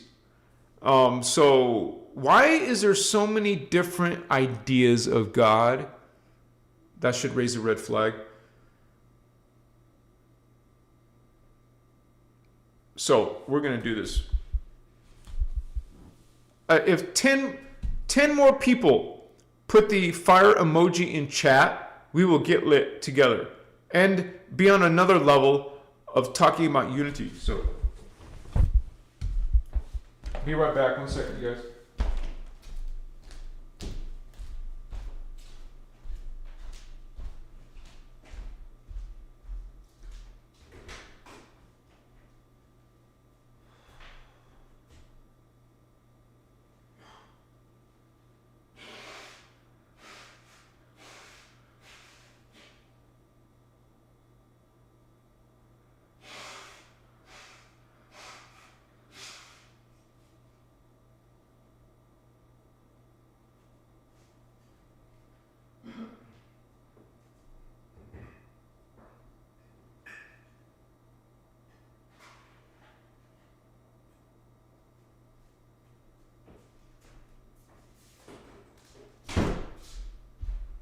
Woohoo! Party time!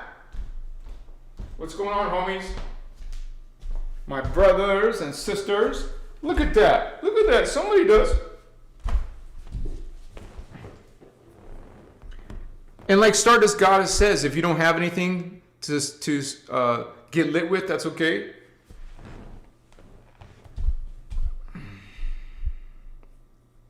Jennifer, Cosmic Vibes. Star Child? What's the frownies? What's the frownies for?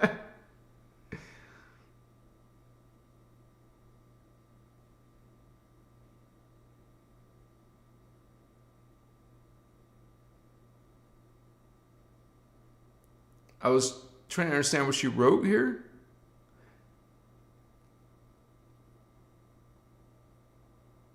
Wow. Interesting. Yeah, there's a lot of these systems are, you can call them ascension symptoms. So not just humans experience symptoms. Anything on the planet, it's experiencing those kind of symptoms because of the changes on the literal earth body and her, what's going on with her ascension. Part of it is just affecting all the life that's on earth. I don't have my close-up glasses. Okay, I got them now. So yeah, there's all kinds of things being played out, you guys. We're in a human drama. If you're watching the news, there's all this stuff about Iran and a possible talk of war, and so this is happening in our lifetime. Something like this could happen.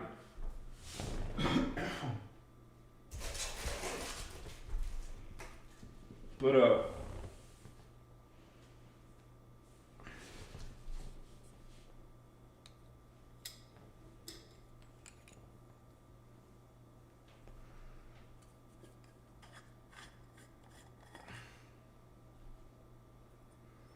Machiwa.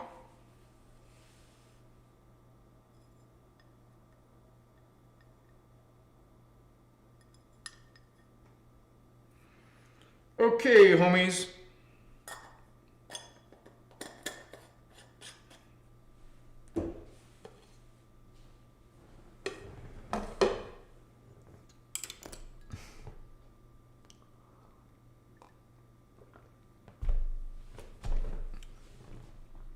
You know, a spirituality is a lot different than its religion. So, in spirituality,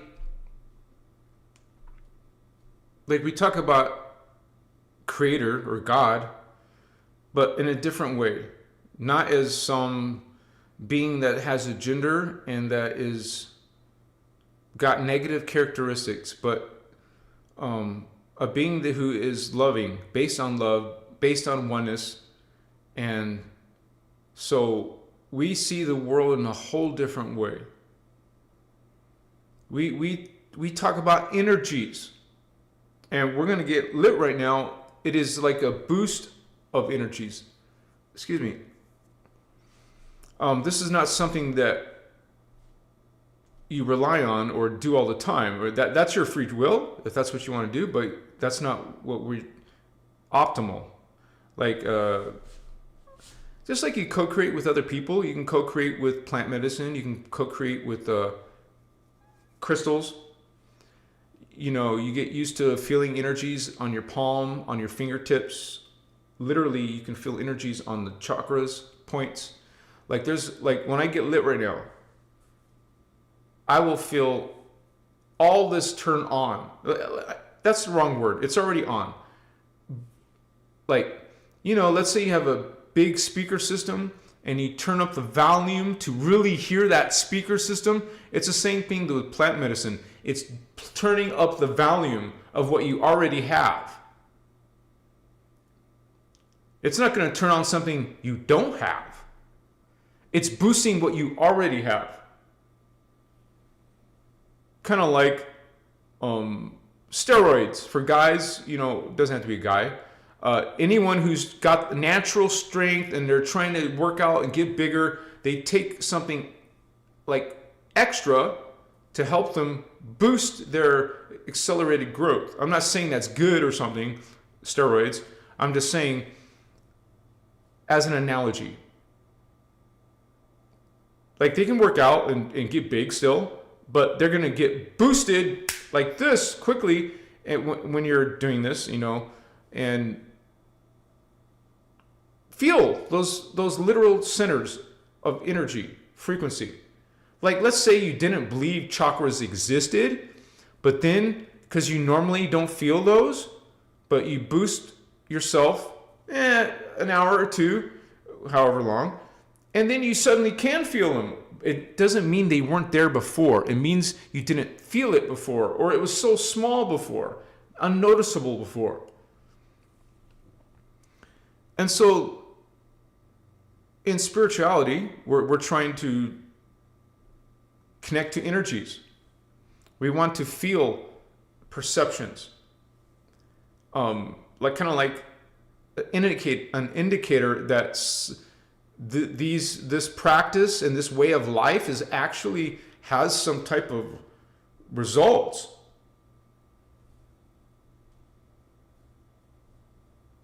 Not to mention, you're perceiving out of this world things that some people say don't exist. Or, you know what they'll say? They'll say it's only in your head. So this person who says a comment like that, they don't know the nature of consciousness. That it's not limited to your head. It's not limited to you as a person. You know, there's something part of the creation mechanics where this is only a part of who you are, a piece of who you are. And so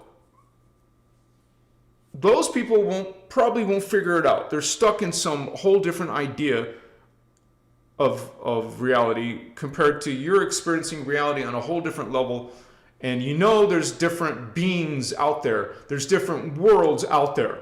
There's different intelligence, different consciousness out there. And knowing that we're multidimensional, we exist here, but the truth is, the secret is we're also existing in these other places that some people say don't exist. So as a person trying to experience energies and expand our awareness, that's spirituality versus religion. They don't do that in religion. We do that from within. And when I work with plant medicine, it's just a tool you can sometimes use or not use. It's just something that you are experiencing while you're on your spiritual journey. And some people will demonize it, and let them. It's not going to ruin my day and my journey. I'm going to keep on teaching Christos Avatar and keep on coming out with all this content. Whether people say some, not very nice things, let them say they're not nice things. It's not going to, change your trajectory. Don't allow other people's negative or ignorant thoughts, because it is ignorant. They don't have that information. That's what ignorance means. They don't have that information. They're ignorant because they don't have that information. You have that information. You have that experience. So, transmit, hand, cleanse and purify of any negative or unwanted energies, and believe it and see it if you're worried. Otherwise, also do this to not just cleanse and purify, but also to charge. Know that your consciousness can charge. Some people will call that enchant, which is just you putting thought onto another object, like this medicine. Charge it with intention. You have intention as a spiritual being. I'm intending this specific goal to happen. A form of manifestation. Intention is manifesting. You're trying to take thought, what's in here, your thought, your desire, and put it into this experience of the 3D. So charge.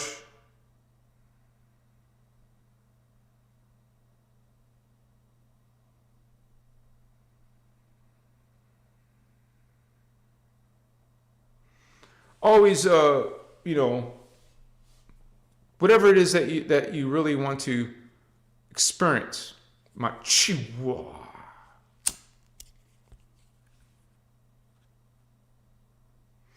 Let's light up those Templar. These are called Templar by the Guardians. You will literally feel them boosted for an hour. Boost your chakras every now and then, not every day. Don't rely on it. It should only be sometimes.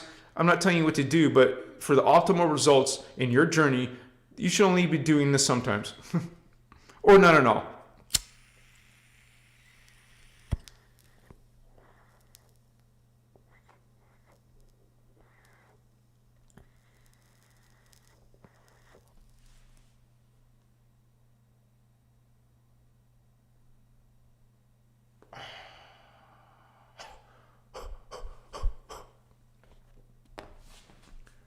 Mudra if you want.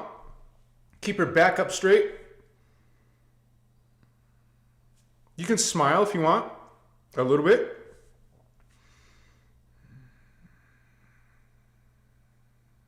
Now you start to become aware of your breathing. Inhale slower. Exhale slower.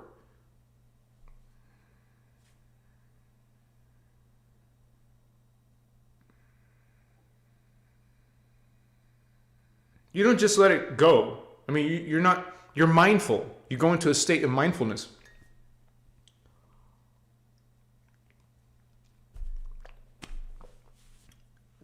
Awareness.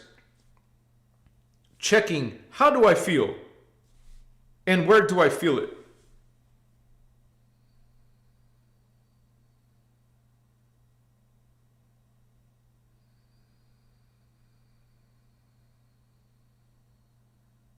I feel it in my mudra, literally.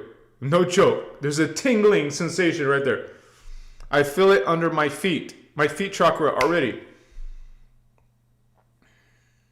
My heart chakra is building. My third eye is building the back of my head, like right around here. So I know that's my ninth chakra. It goes through this way. So that's coming from your back to this way. And there's also a Kathara point right here, I feel. My temples. So if you know that you have this way, and like your pranic tube goes in the middle of your body, that includes your head. And so you have the third eye horizontal, the front and the back. So you'll feel this, and the other side, you'll literally feel it. I'm feeling it. And then the crown, because the seventh chakra is going up. Most chakras go horizontal, but the seventh and the first are vertical, and the seventh and eighth are diagonal. There's two diagonal chakras.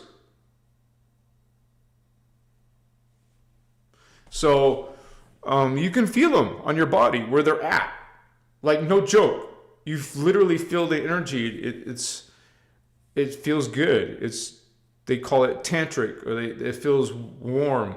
It feels like tingly, warm, pleasant feeling. And as I speaking, it's building. Like becoming stronger.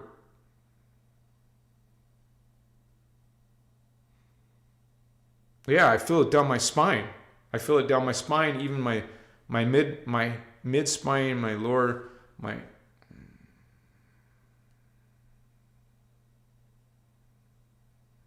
and usually when you go into the state, you see your body and you see your fields, or you become aware of it. You become aware of your higher identity, I would say. Like, you perceive more than sight, hearing, feeling, tasting, smelling. It's more like you feel, you can feel stuff around you, not just in front of your eyes, but you're like aware of stuff all around. Like, you're not limited to this eyes. You can change whatever direction in the other higher state, altered state. Some people think that's a bad thing. You say altered state, he's just on drugs. No, that's their extent of their understanding. Like, there is no understanding. It's just some derogatory comment in their mind, dismisses it. It doesn't dismiss it for those experiencing it. So let them think however they want to think. Machiwa.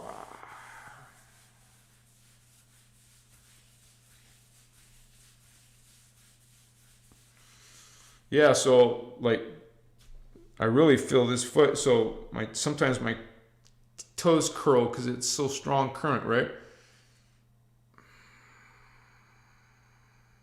Definitely my third eye, crown, heart, feet. Mostly. I feel the back of my knees, which are also Kathara points. This is crazy, right? I just like to explain what I'm feeling as I'm feeling it. After co-creating with medicine, like kind of like detailed notes for you guys. Maybe some of you don't want to hear all this, but it's a very, very positive experience. Like, I just feel good, but also I sense good, like positive.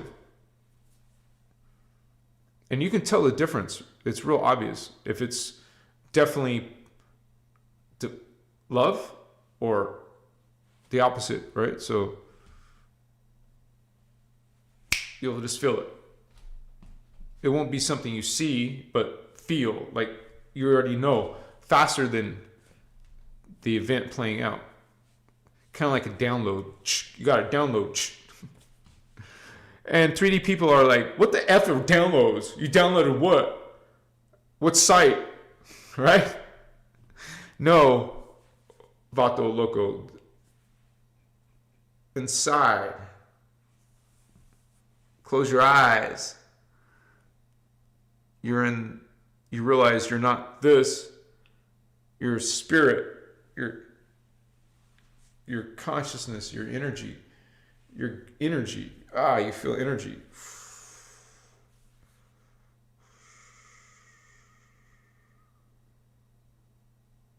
So I feel it all the way here, all the way down my spine, man. All the way to my feet. All the way to my feet. It feels good. Positive, friendly, kind.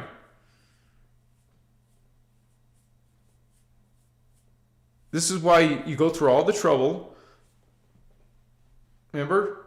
The first thing we did was we cleanse and purify it. We charge it with our intention. We consume that intention. It energizes the idea, the imagination. That it's like a spark. Your thought becomes physical in some other reality. Your thought becomes physical. I mean, that's what true manifestation is. Like, I'm thinking of this object appear in front of me now. That is what we want to be able to do, but that's what we can do, but we're have some blocks or some disbeliefs, kind of like hex your own self, demonize your own self. So,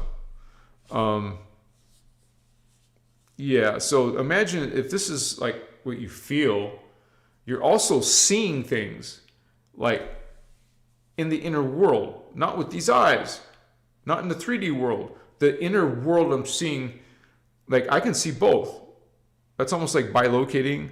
Like I see this world, this room, but I'm seeing another world also. At the same time as this world, you sense both, you see both. And people in the human population, some people can do this. Some people can astral travel, and not everyone can. Some people can touch objects and tell you the history of everybody who touched that object, like a piece of jewelry. Amazing. Especially it's something that someone wears all the time. It's got a lot of charge in that object. Their energy is right next to them. Even all the sounds that were in a room, are actually being recorded in the walls. That there's actually technology that can pull sound out of the walls of past events. It's all energy. It's frequency. When you stand this other level of creation, there's so many explanations that science, they don't see that level. They're not looking there. They don't have the explanation. So it's not real. And it's not, so they can't prove it in their reality. They can't have physical proof. They want physical proof. But they don't understand the true, level of consciousness. It's all what is projecting this world. Consciousness is actually imagining this world. A higher consciousness, one of our higher connected consciousness, is projecting here. This is like, us making ourselves. It's us who, wow, it's so trippy to see, you came down, you downloaded into a fetus of your pregnant mother. You just downloaded a piece of your consciousness. Okay, you put a piece right there in that 3-dimensional fetus. I'm there. I imprinted myself there. That's what our soul is doing. Our soul imprinted us here. So we're not this being, we are the being projecting us. So we are the soul level. This is who we are. We're not this, but it's an extension of us. It's what we're projecting. So that's not really us. This is a projection of our true self, our soul, our angelic self. So this is our next evolution. Humans become angels, which we don't have the same definition as religion. Angels are a level of consciousness, a different type of extraterrestrial. And we're used to carbon matter, but you can't get to the next higher dimension without a stargate. Access to a stargate will take you there. Spiritual ascension. And then your consciousness is taken because the frequency went through the stargate and changed into another vibration, higher vibration, and now you're in a higher dimension. That's how travel gets there. It's through consciousness traveling from this 3D frequency, speeds up the science, or it's explained in Voyagers. Your consciousness goes into the core of the earth, or you're taking this Ark of the Covenant portal passageway. You know, it's done through portals and stargates. You're getting, your consciousness leaps through there. You know, it changed frequency. It didn't go anywhere really. You just went through a change of frequency. Literally, it's faster frequency. You tune to that channel like on the radio. It's on a spectrum of, let's say, AM, FM frequencies. You change the frequency dial. You go to that reality. So it's all made of God's consciousness at different frequency levels. And so you're stuck here at the 3-dimensional frequency level. Very dense, very slow moving, compared to even the next universe is twice as fast, man. Twice as evolved. Godlike to us. Whoa, we can't comprehend them. Godlike. Like I don't mean we can't. I'm just saying that it's so fantastical. We can't relate to it really. We can only speculate, imagine, but that's not really true because we all have the potential to activate higher levels of dimensionalized awareness. You're literally seeing these beings as yourself. This is myself, holy ones. My family, my Christ family, Christos family, they call it the personal Christos. This is my personal Christos. A collective, a people. Chikas Masu. Come to this beautiful planet. It's got problems, it's got issues, drama.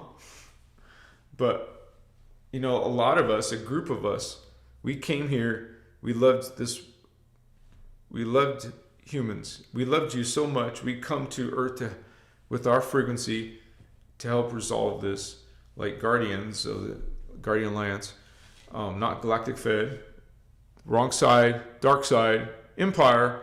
No, Guardian Alliance, freedom. I am God. I am sovereign. I am free. Freedom.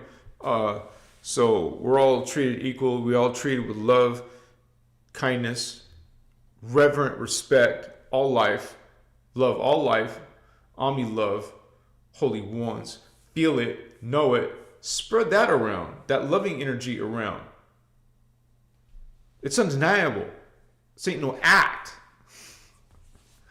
We got this going on.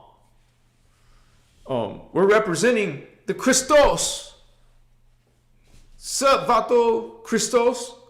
Sister Christos, brother Christos. I love that.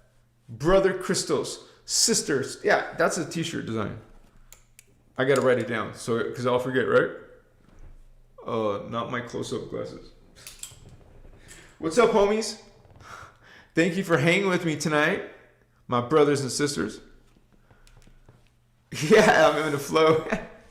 In the flow, not everyone appreciate, but you do. Star Sister, what's up? Oh, wow.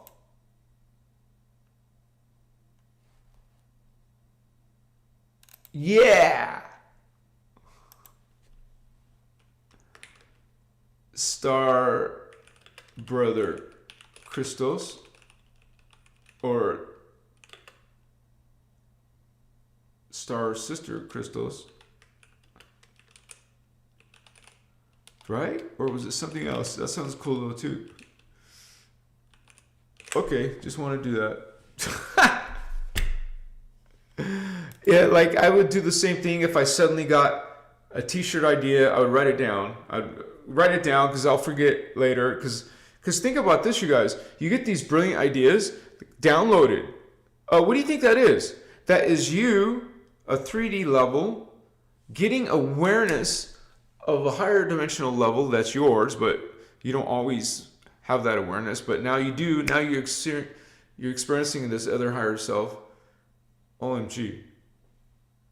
Like, I'm greater. You see a greater version of yourself. Expanded. You see its eyes, its awareness, its how it feels, how it thinks. OMG. Like, it's almost like, I don't know if it's Hinduism or Buddhism. They have these, like, spiritual mystics, and they can do crazy stuff like meditate for a whole year. Like meditate, no food or water, like, or maybe they had water nearby. I don't know. I have to look at their claims, but there was this little Buddha guy. His name was Little Buddha, so you can look him up. Little Buddha, meditate tree, because he meditated in a tree for a whole year in front of cameras. And people in public could walk by and see him. And then there was known miraculous things, like they saw him full of blazing fire or something. And I don't know what the claims are now or whatever happened to that story, but I should do a video on him. That'd be cool. Little Buddha. Maybe tomorrow I'll make that video. Like, I can't say I could agree with all of their spiritual beliefs, but I acknowledge, you can acknowledge or you recognize, whoa, that being's got some strong connection. Like, you see it. Almost like a memory of it. Look, what you're seeing is, not just this self, but their greater self. You see their greater self. Whoa. And you have a greater self. And much like respect guardians, but the guardians are you. The beloveds are us. We're them. We treat each other with like that on both ways. It's based on love. And dude, if we did that, all that negative shit would just stop existing. Transmute. You change the frequency. You literally transform the frequency, and now you're a new being. You're like, what the shit? I might just, people think, oh, you're just high, but you're actually experiencing mystical stuff, man. And so, yeah, you can experience stronger, like, love. Like, I even suggest, hey, if you want to use this medicine and have sex, it's like stronger. Just saying. I'm sure it's great for the girl too, if so to each their own. You can do it without it. I guess I'll keep our preference to myself. No, but seriously, it's freaking amazing. Even with friends, a group of us, like in Sedona, we weren't romantic at all then. It was just chilling with friends, right? And we all like had some deep, deep stuff come out of all of us. Like you see a whole different kind of person after they got high, for example, right? You're like, whoa, I didn't know that about you. And then you get probably some people who, I don't know, mostly it's alcohol that triggers people to anger or something. Usually this just makes you mellow, like easygoing. And I'm not saying you need it to do that, but it definitely helps in that area. You're like, whoa, yeah, chill about that. What's up, man? No, just cool, right? Unless you don't have a cool persona, like some people are not very loving. They didn't know they won't know how to hug someone. Like, okay, you don't have to hug me. Will somebody hug me? I need a hug. So, anyways, I got to keep hydrated.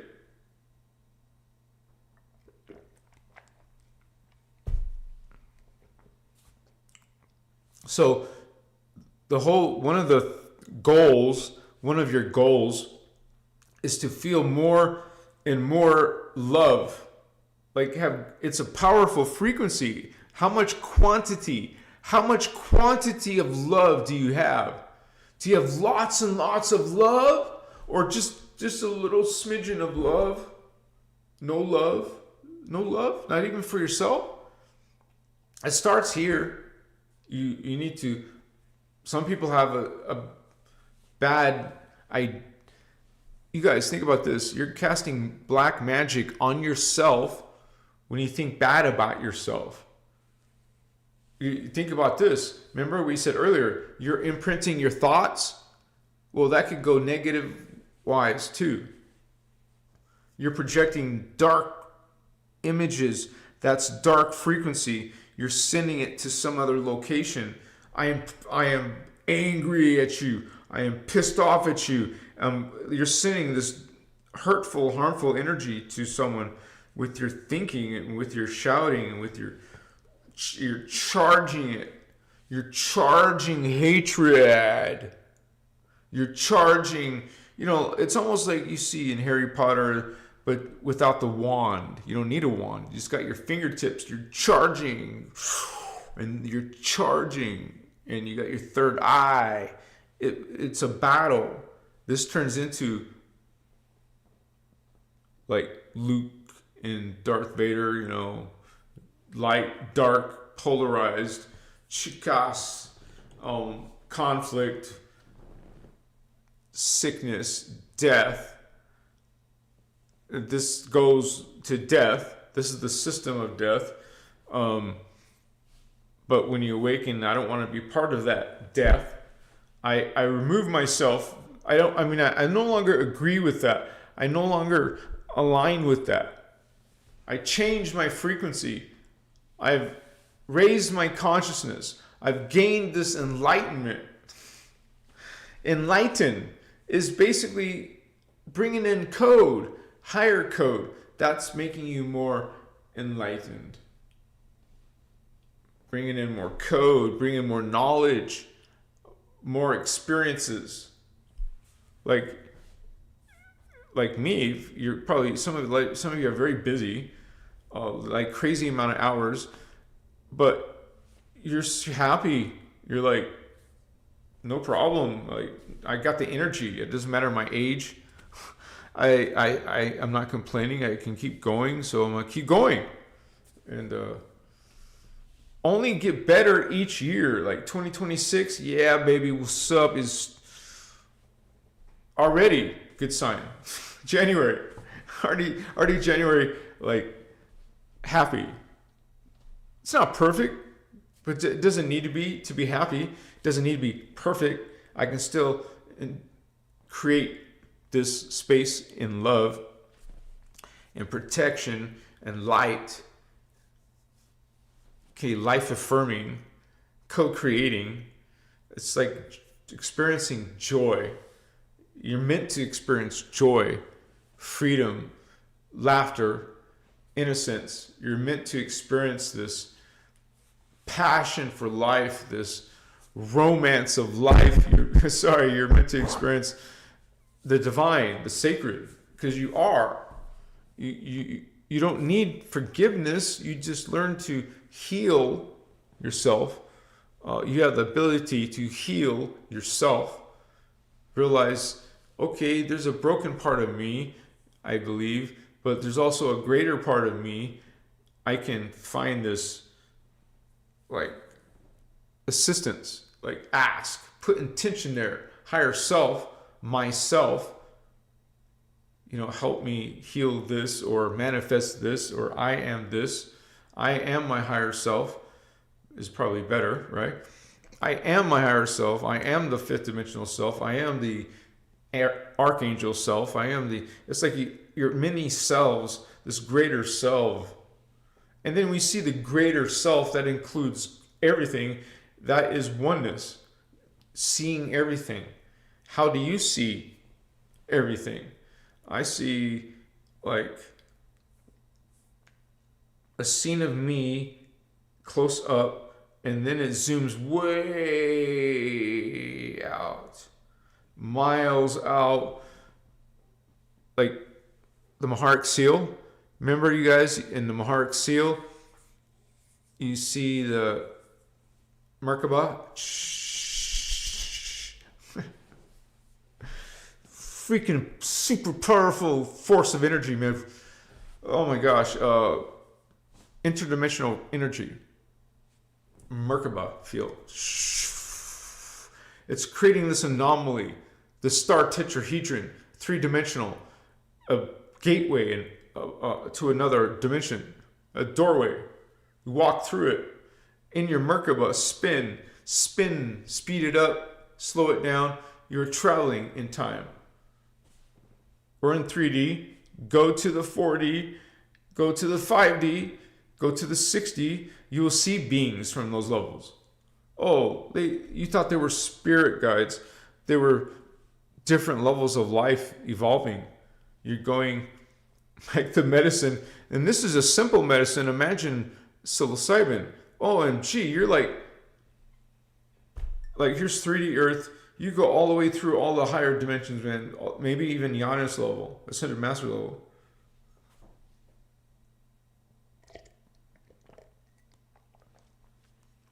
Which is eternity.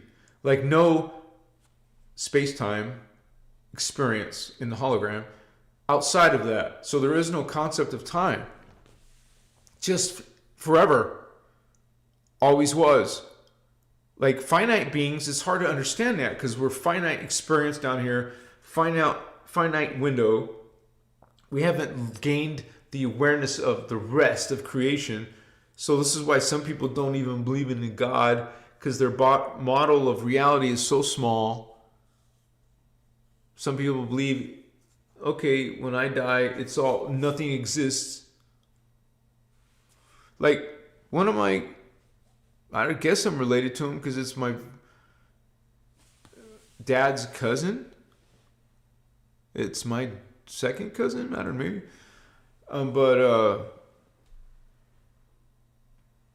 Oh man.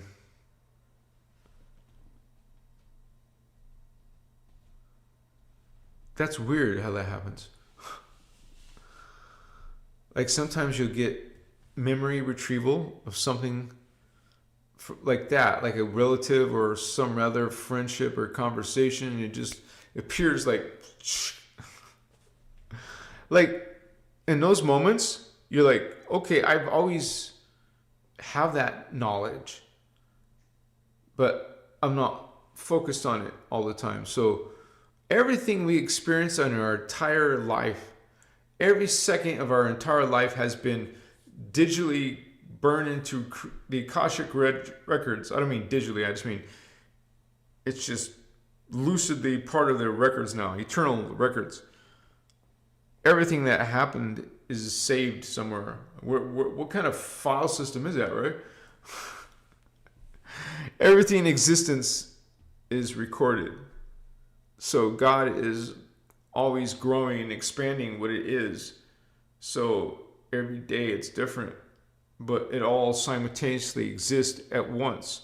All timelines, all future, all past, it's all happening present in the now.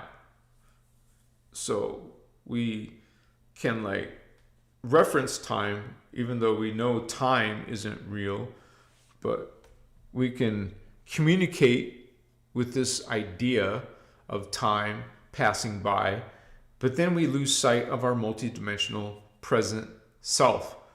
Just remember in the back of your mind, you are omnipresent. You're everywhere. Ultimately, you're everywhere. Holy One. Chiwa. I am you. You are me.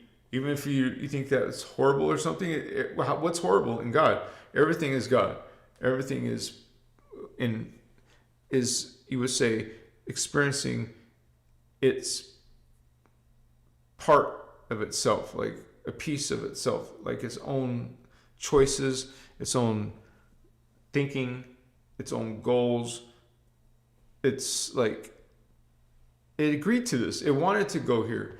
Your part of you, your soul, wants to experience what it's like to be a human. You put yourself here, and now I'm here. What am I supposed to do in this place? Can I go home? You are home. You're experiencing this temporary place. You'll eventually bring that back to yourself, and then that self at that level gets bigger.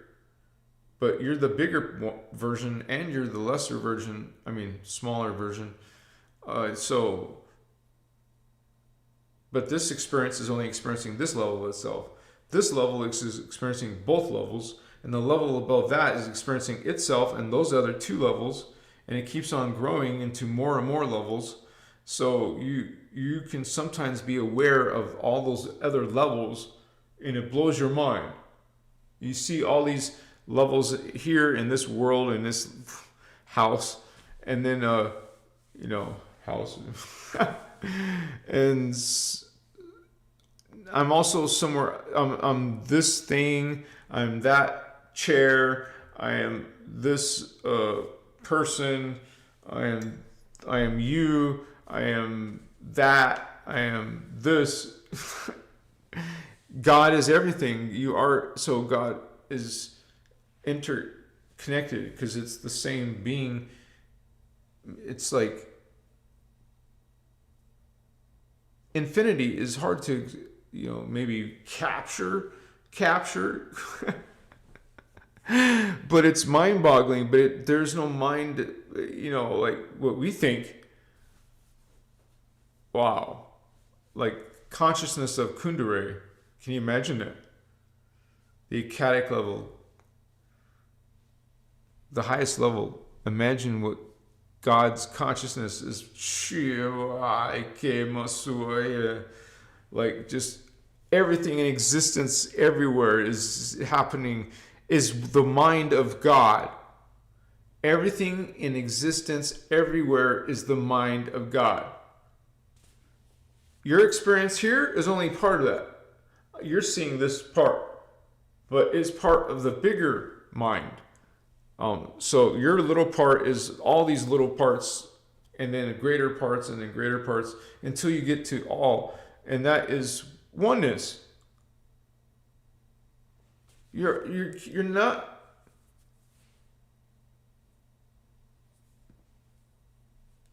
Yeah, you're not dual. You're not like pieces. That's only seeing a piece, not the whole. The left, the right, the positive, the negative, the evil, the good. It's a piece of the whole. You're seeing only part, just like gender is a piece of the whole. You're just seeing male, you're just seeing female. Battery, negative, positive. They're charges.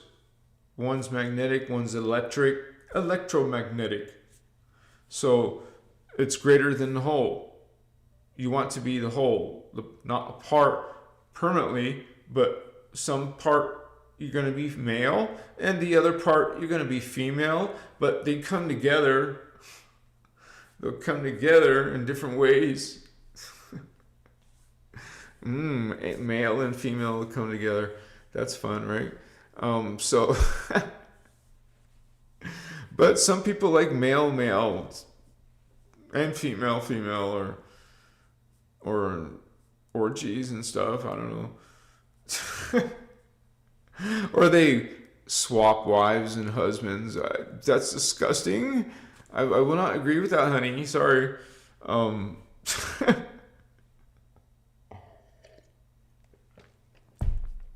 But I heard a lot of bizarre ideas about sex and groups and partners. And when I went to Ashiana's, in-person seminar in 2010, she wasn't there, but there was students there, whoever's going there is a student, basically. And they were talking about, I guess, sacred sexuality. It's a whole workshop. And I don't know those information yet, but apparently they were having, I don't want to even say it, some type of group thing, I don't know, going on. I mean, talk of doing it. And I was just new. I didn't know what to think or understand, so I couldn't say yet. I'm like, okay, that's interesting though. But they also explained a lot of different things like genders and same genders or different variations that are mysteries to humans, say like the deeper source or origin. I mean, sometimes you just have these amazing understandings that you don't normally have. Like you see some greater like picture or meaning, or it's just like you had a computer that only did a small little data, and then you got a computer that had this super fast and super bigger memory, like no comparison, like a whole leap. We're all gonna experience leaps, man. Like not just limited to this. Come on, there's something so much more amazing. I mean, a lot of us brothers and brother Christos and sister Christos, we've been experiencing freaking godlike stuff. We're not bragging, we're simply reporting. Like, I'm experiencing this. Have you? Right? Like, share, because we're curious. We want to learn this together. And we can do it faster together. Each of us has something to bring, like unique qualities or gifts or perspectives. So, I mean, we're all part of the one. That's the beautiful thing. We're all part of God. We're all part, and we see each other that way. We will experience unity this way by loving all, just sending love to all. I mean, you're going to get some really negative people. You learn how to transmute that away from your life. Your frequency leads you to places, good or bad, based on your frequency, your intention. So everything, be very mindful of what you're thinking, because this is what you think is powerful. It is what you think is what you create. So create what you want to experience. You want to be wealthy and living luxury? I do. I mean, not to be superficial, but to have security and protection. To have what you need, everything you need. You wouldn't be spending it all. That is just always thinking of ways to expand and grow. You can, any of us can become something big, and we just put our energy there. I am this. You're charging it. You're imprinting this reality with it. It will manifest. If it didn't manifest, then you have problems manifesting. You have to learn how to manifest. My Chihuahua. Thank you to all my homies who hanged with us. You know, this is very different and unique. And let me check if there was any questions that my moderator. Oh, we got something. Thank you, Giannis. Elephant Tusk, Christos Avatar. What is your take on all the talk of Greenland? Is there an important stargate there? Or some ancient UFO tech present? I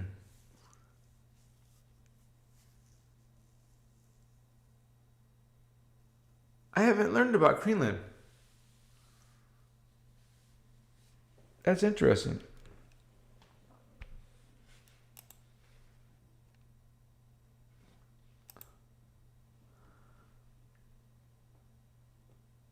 Stargate there? I don't know, brother.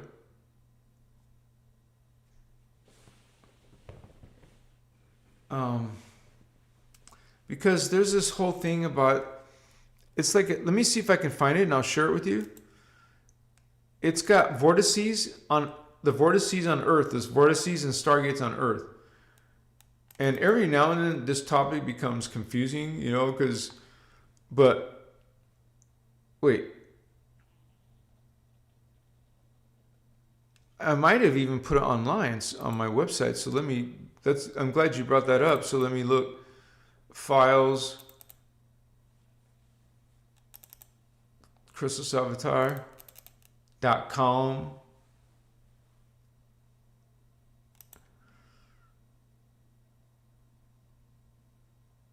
Crystal seals, Doradic phase, global Earth, globe. The I am prayer, Gathara, Kirashe.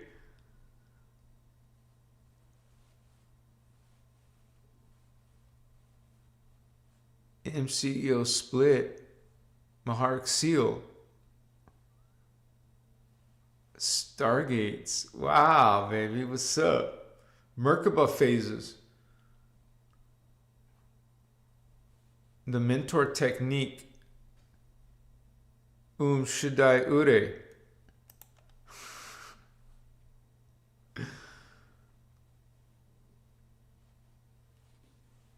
I don't find what I was looking for. Sorry, guys.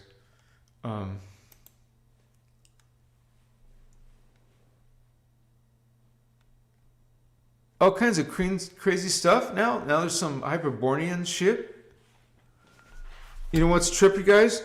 In these teachings, you learn that they're pretty ancient, though. Hyperboreans and Polarians. And so they're the ones that help create strand 1 of the DNA 12-strand human. And so those two races, Hyperboreans and Polarians, I think there's less known about the Polarians than the Hyperboreans. I've heard those names come up also in the history in the back, talking about some of these alien races. Some of them are involved with those groups, and it's pretty sad because a lot of people get caught up in it. I'll have to check it out, Stardust Goddess. Yeah, I didn't know about Greenland, you guys. I'm sorry, I didn't mean to be ignorant. I'm just simply freaking working all the time. I want to pay more attention to, like, even war, you know, people talking about the war. That'd be nice to know more information, what's going on in Iran and all that stuff. So you guys, I would say that please, you guys, please try to get a month or 2 or 3 months supply of food and water. Like, let's say all electricity went down. What would you do for food and stuff that you do need every day or whenever? Like medicines, vitamins, whatever. Whatever it is, make sure you have that for 3 months too. Lotions, bars of soap, shampoos, personal stuff. But most importantly, food and water. for everyone who lives in that house. Like, you should be putting time and money into a 30-day to 90-day, what happened in COVID. You couldn't get toiletries. You couldn't get food, was selling out. You don't think that'll happen if there's a world war? Have batteries, have candles, have whatever you need. Make sure your pets are taken care of if you want them to survive too. For 1 to 3 months, better 6 months or a year, for all the people staying in your family. And there's all these movies coming out, doomsday movies, end of the world movies, disease movies, cancer movies, virus movies, 2012 movie, all these, they're programming you.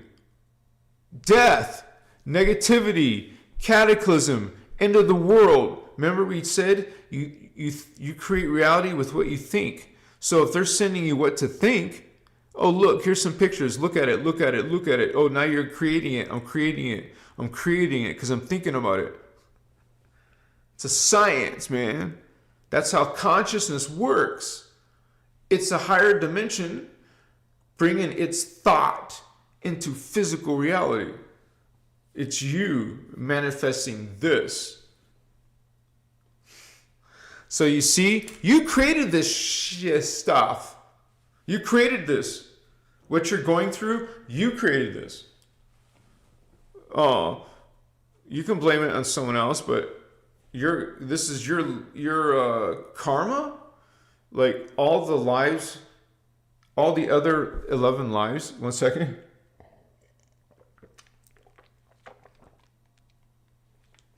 Like you're a 12 tribe. So if you're one, the other 11, you guys are, everything you're doing and they're doing and every one of the 12 doing, they're now they all can experience it. That's karma. The experience of all your other selves, negative karma. Or there could be some blessing of positive karma, right? Like stuff good attracting to you based on you always being positive. That's reflected also the same as negative things are reflected in the group. You're a 12 tribe. So you're this people, a tribe, a family, man. You and 144 in your bigger family. You are one of 144. I made a t-shirt of that too, you guys. 144. So yeah, it all has spiritual significance, meaning. It's all energy. It's all thought. We're living in a thought field. Every thought is a Merkaba field. So we're just creating all these Merkabas, all these thoughts become physical somewhere else. So if we got some problems here, that means our thoughts up there are creating it. Our 4D thoughts are creating this reality. We create reality. Like it's all kinds of group of levels of entities or conscious beings creating this world reality. Like what creates matter or particles. I mean, like wood is a resource for us to create stuff in this reality. Electricity is another resource, water, food. We're creating like all these collective ideas. The ocean of collective human consciousness is creating all of this shared experience.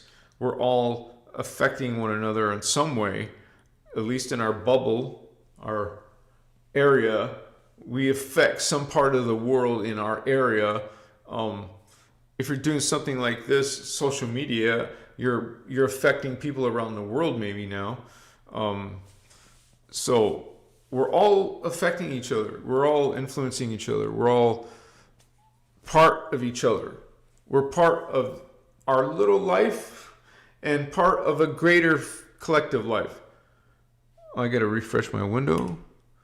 My chiwa. So I don't know what you guys think, but I'm just like feeling it.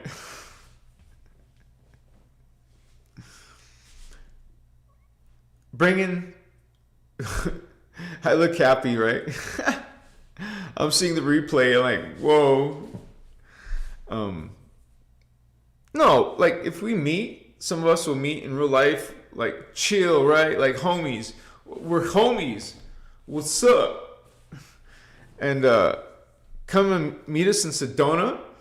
And the original group, but also our group's going to get bigger. Right, Giannis and Indigo and Stardust, Shelly, Goddess. Maybe this time Starman and BJ. Kirsten. Sarah Holder's invited. Celine. Where's Celine?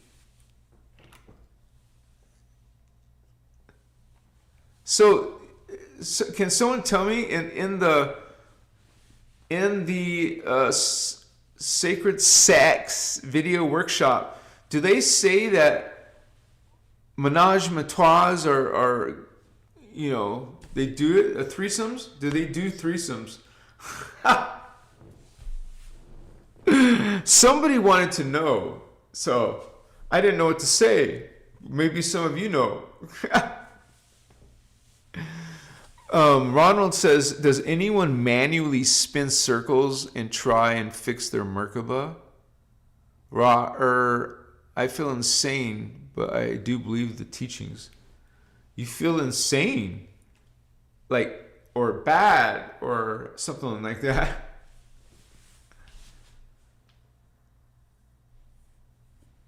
Yeah. Much love and much respect to all of you homies.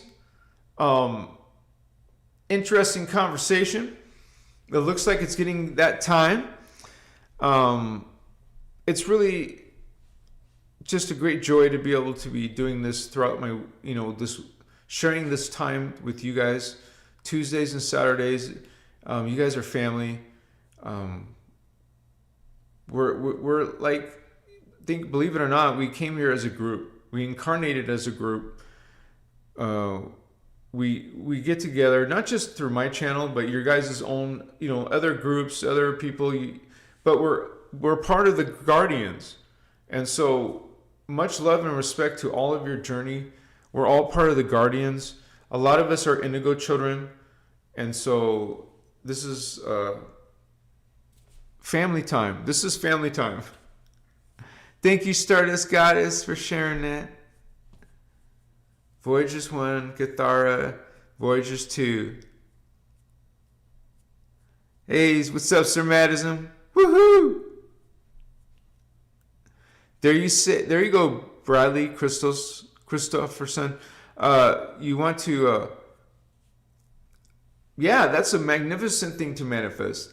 Like, just be standing in that love.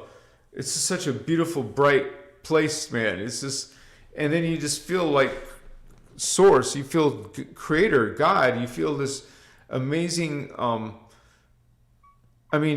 is eternal, love is profound, love is transforming, and it's very healing. That's the energy used to heal, love. So it's a great thing to have in your life. Do you have love in your life, holy ones?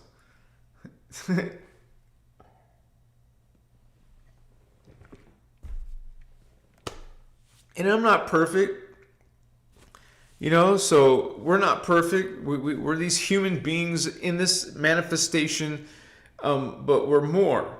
And we can access more homies and see these higher God worlds.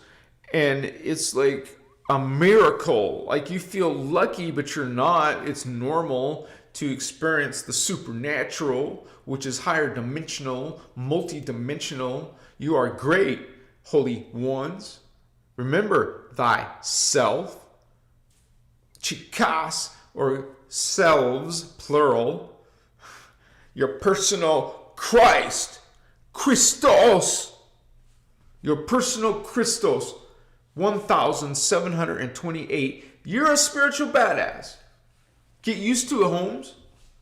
You know, you're like Christos G.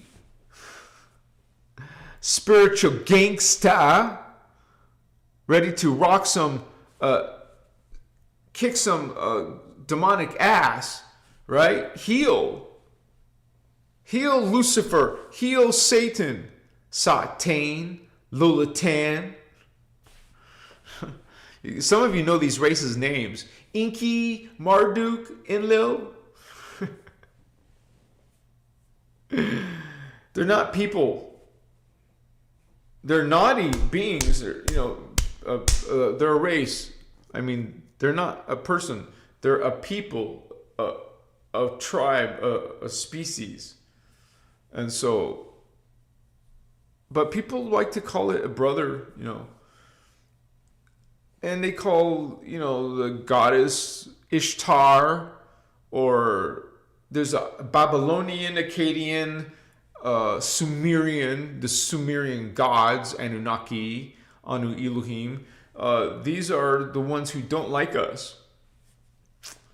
They're like not nice. But we transmit, you guys. Thank you for hanging with your brother. Much respect. Shaddai. What? I thought I heard my thing fall apart.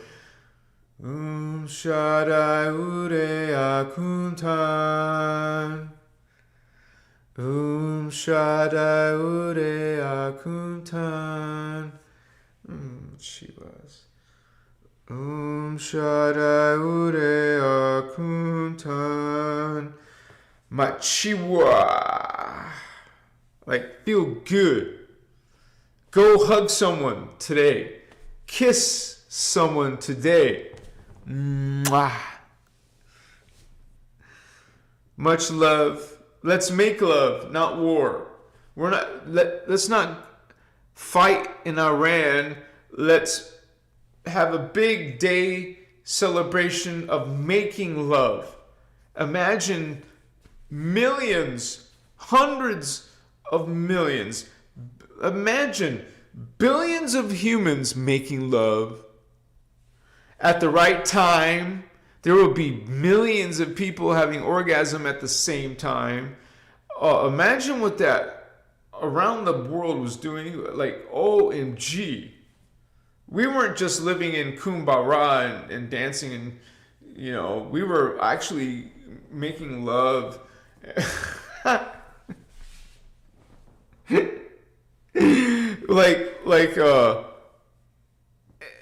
It was beautiful to be in orgasm with God, like to be in an eternal orgasm, homies.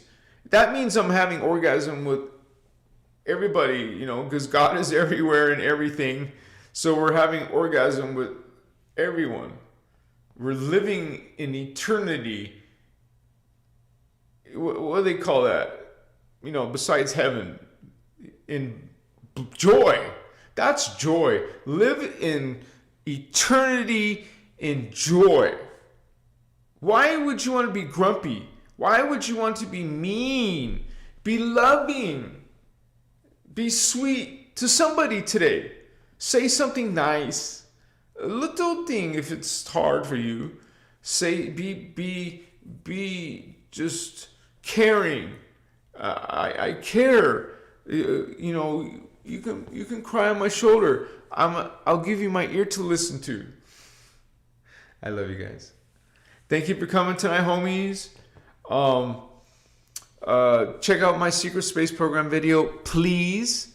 That's took a lot of creativity, a lot of work. So please watch that video. Check it out, homies. Leave some positive replies. I hope you guys have a beautiful week. A special shout out to all my moderators. We got Giannis, Celine, Sarah, SM holder. We also have Chicas Masul, Little Alien and Starman and Mr. Madism and Indigo Wizard Homie, Vato Loco. Don't forget about our other homies, Incorporated and Company. Chicas Masul. I think if you just make sure you eat healthy, make sure that you guys do some type of cleansing, like I did with the incense. You can use sage, sweetgrass. Just do a regular cleansing, and just try to be positive. Try to be loving and kind. Follow the attitudes of mastery and the responsibilities of mastery. That's 24 guidelines for guardians. Not doctrines or dogmas. Just positive, beautiful, loving things. So practice those regularly. And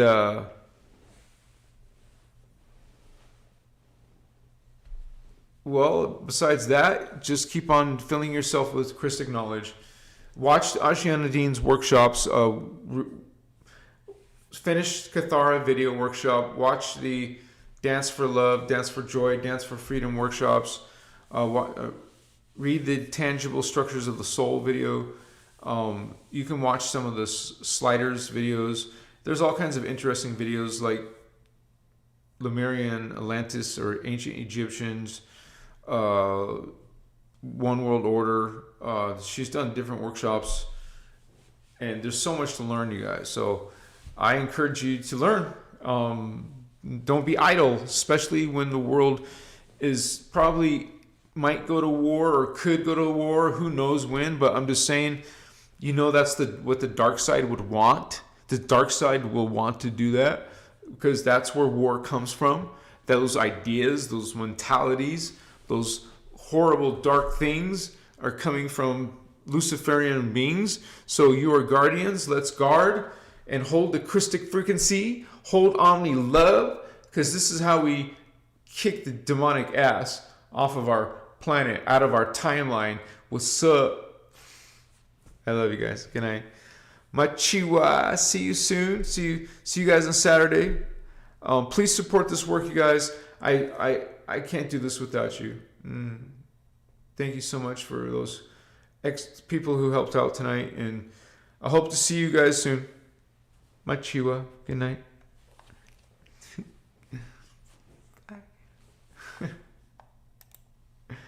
Yeah, baby. What's up? Indigo.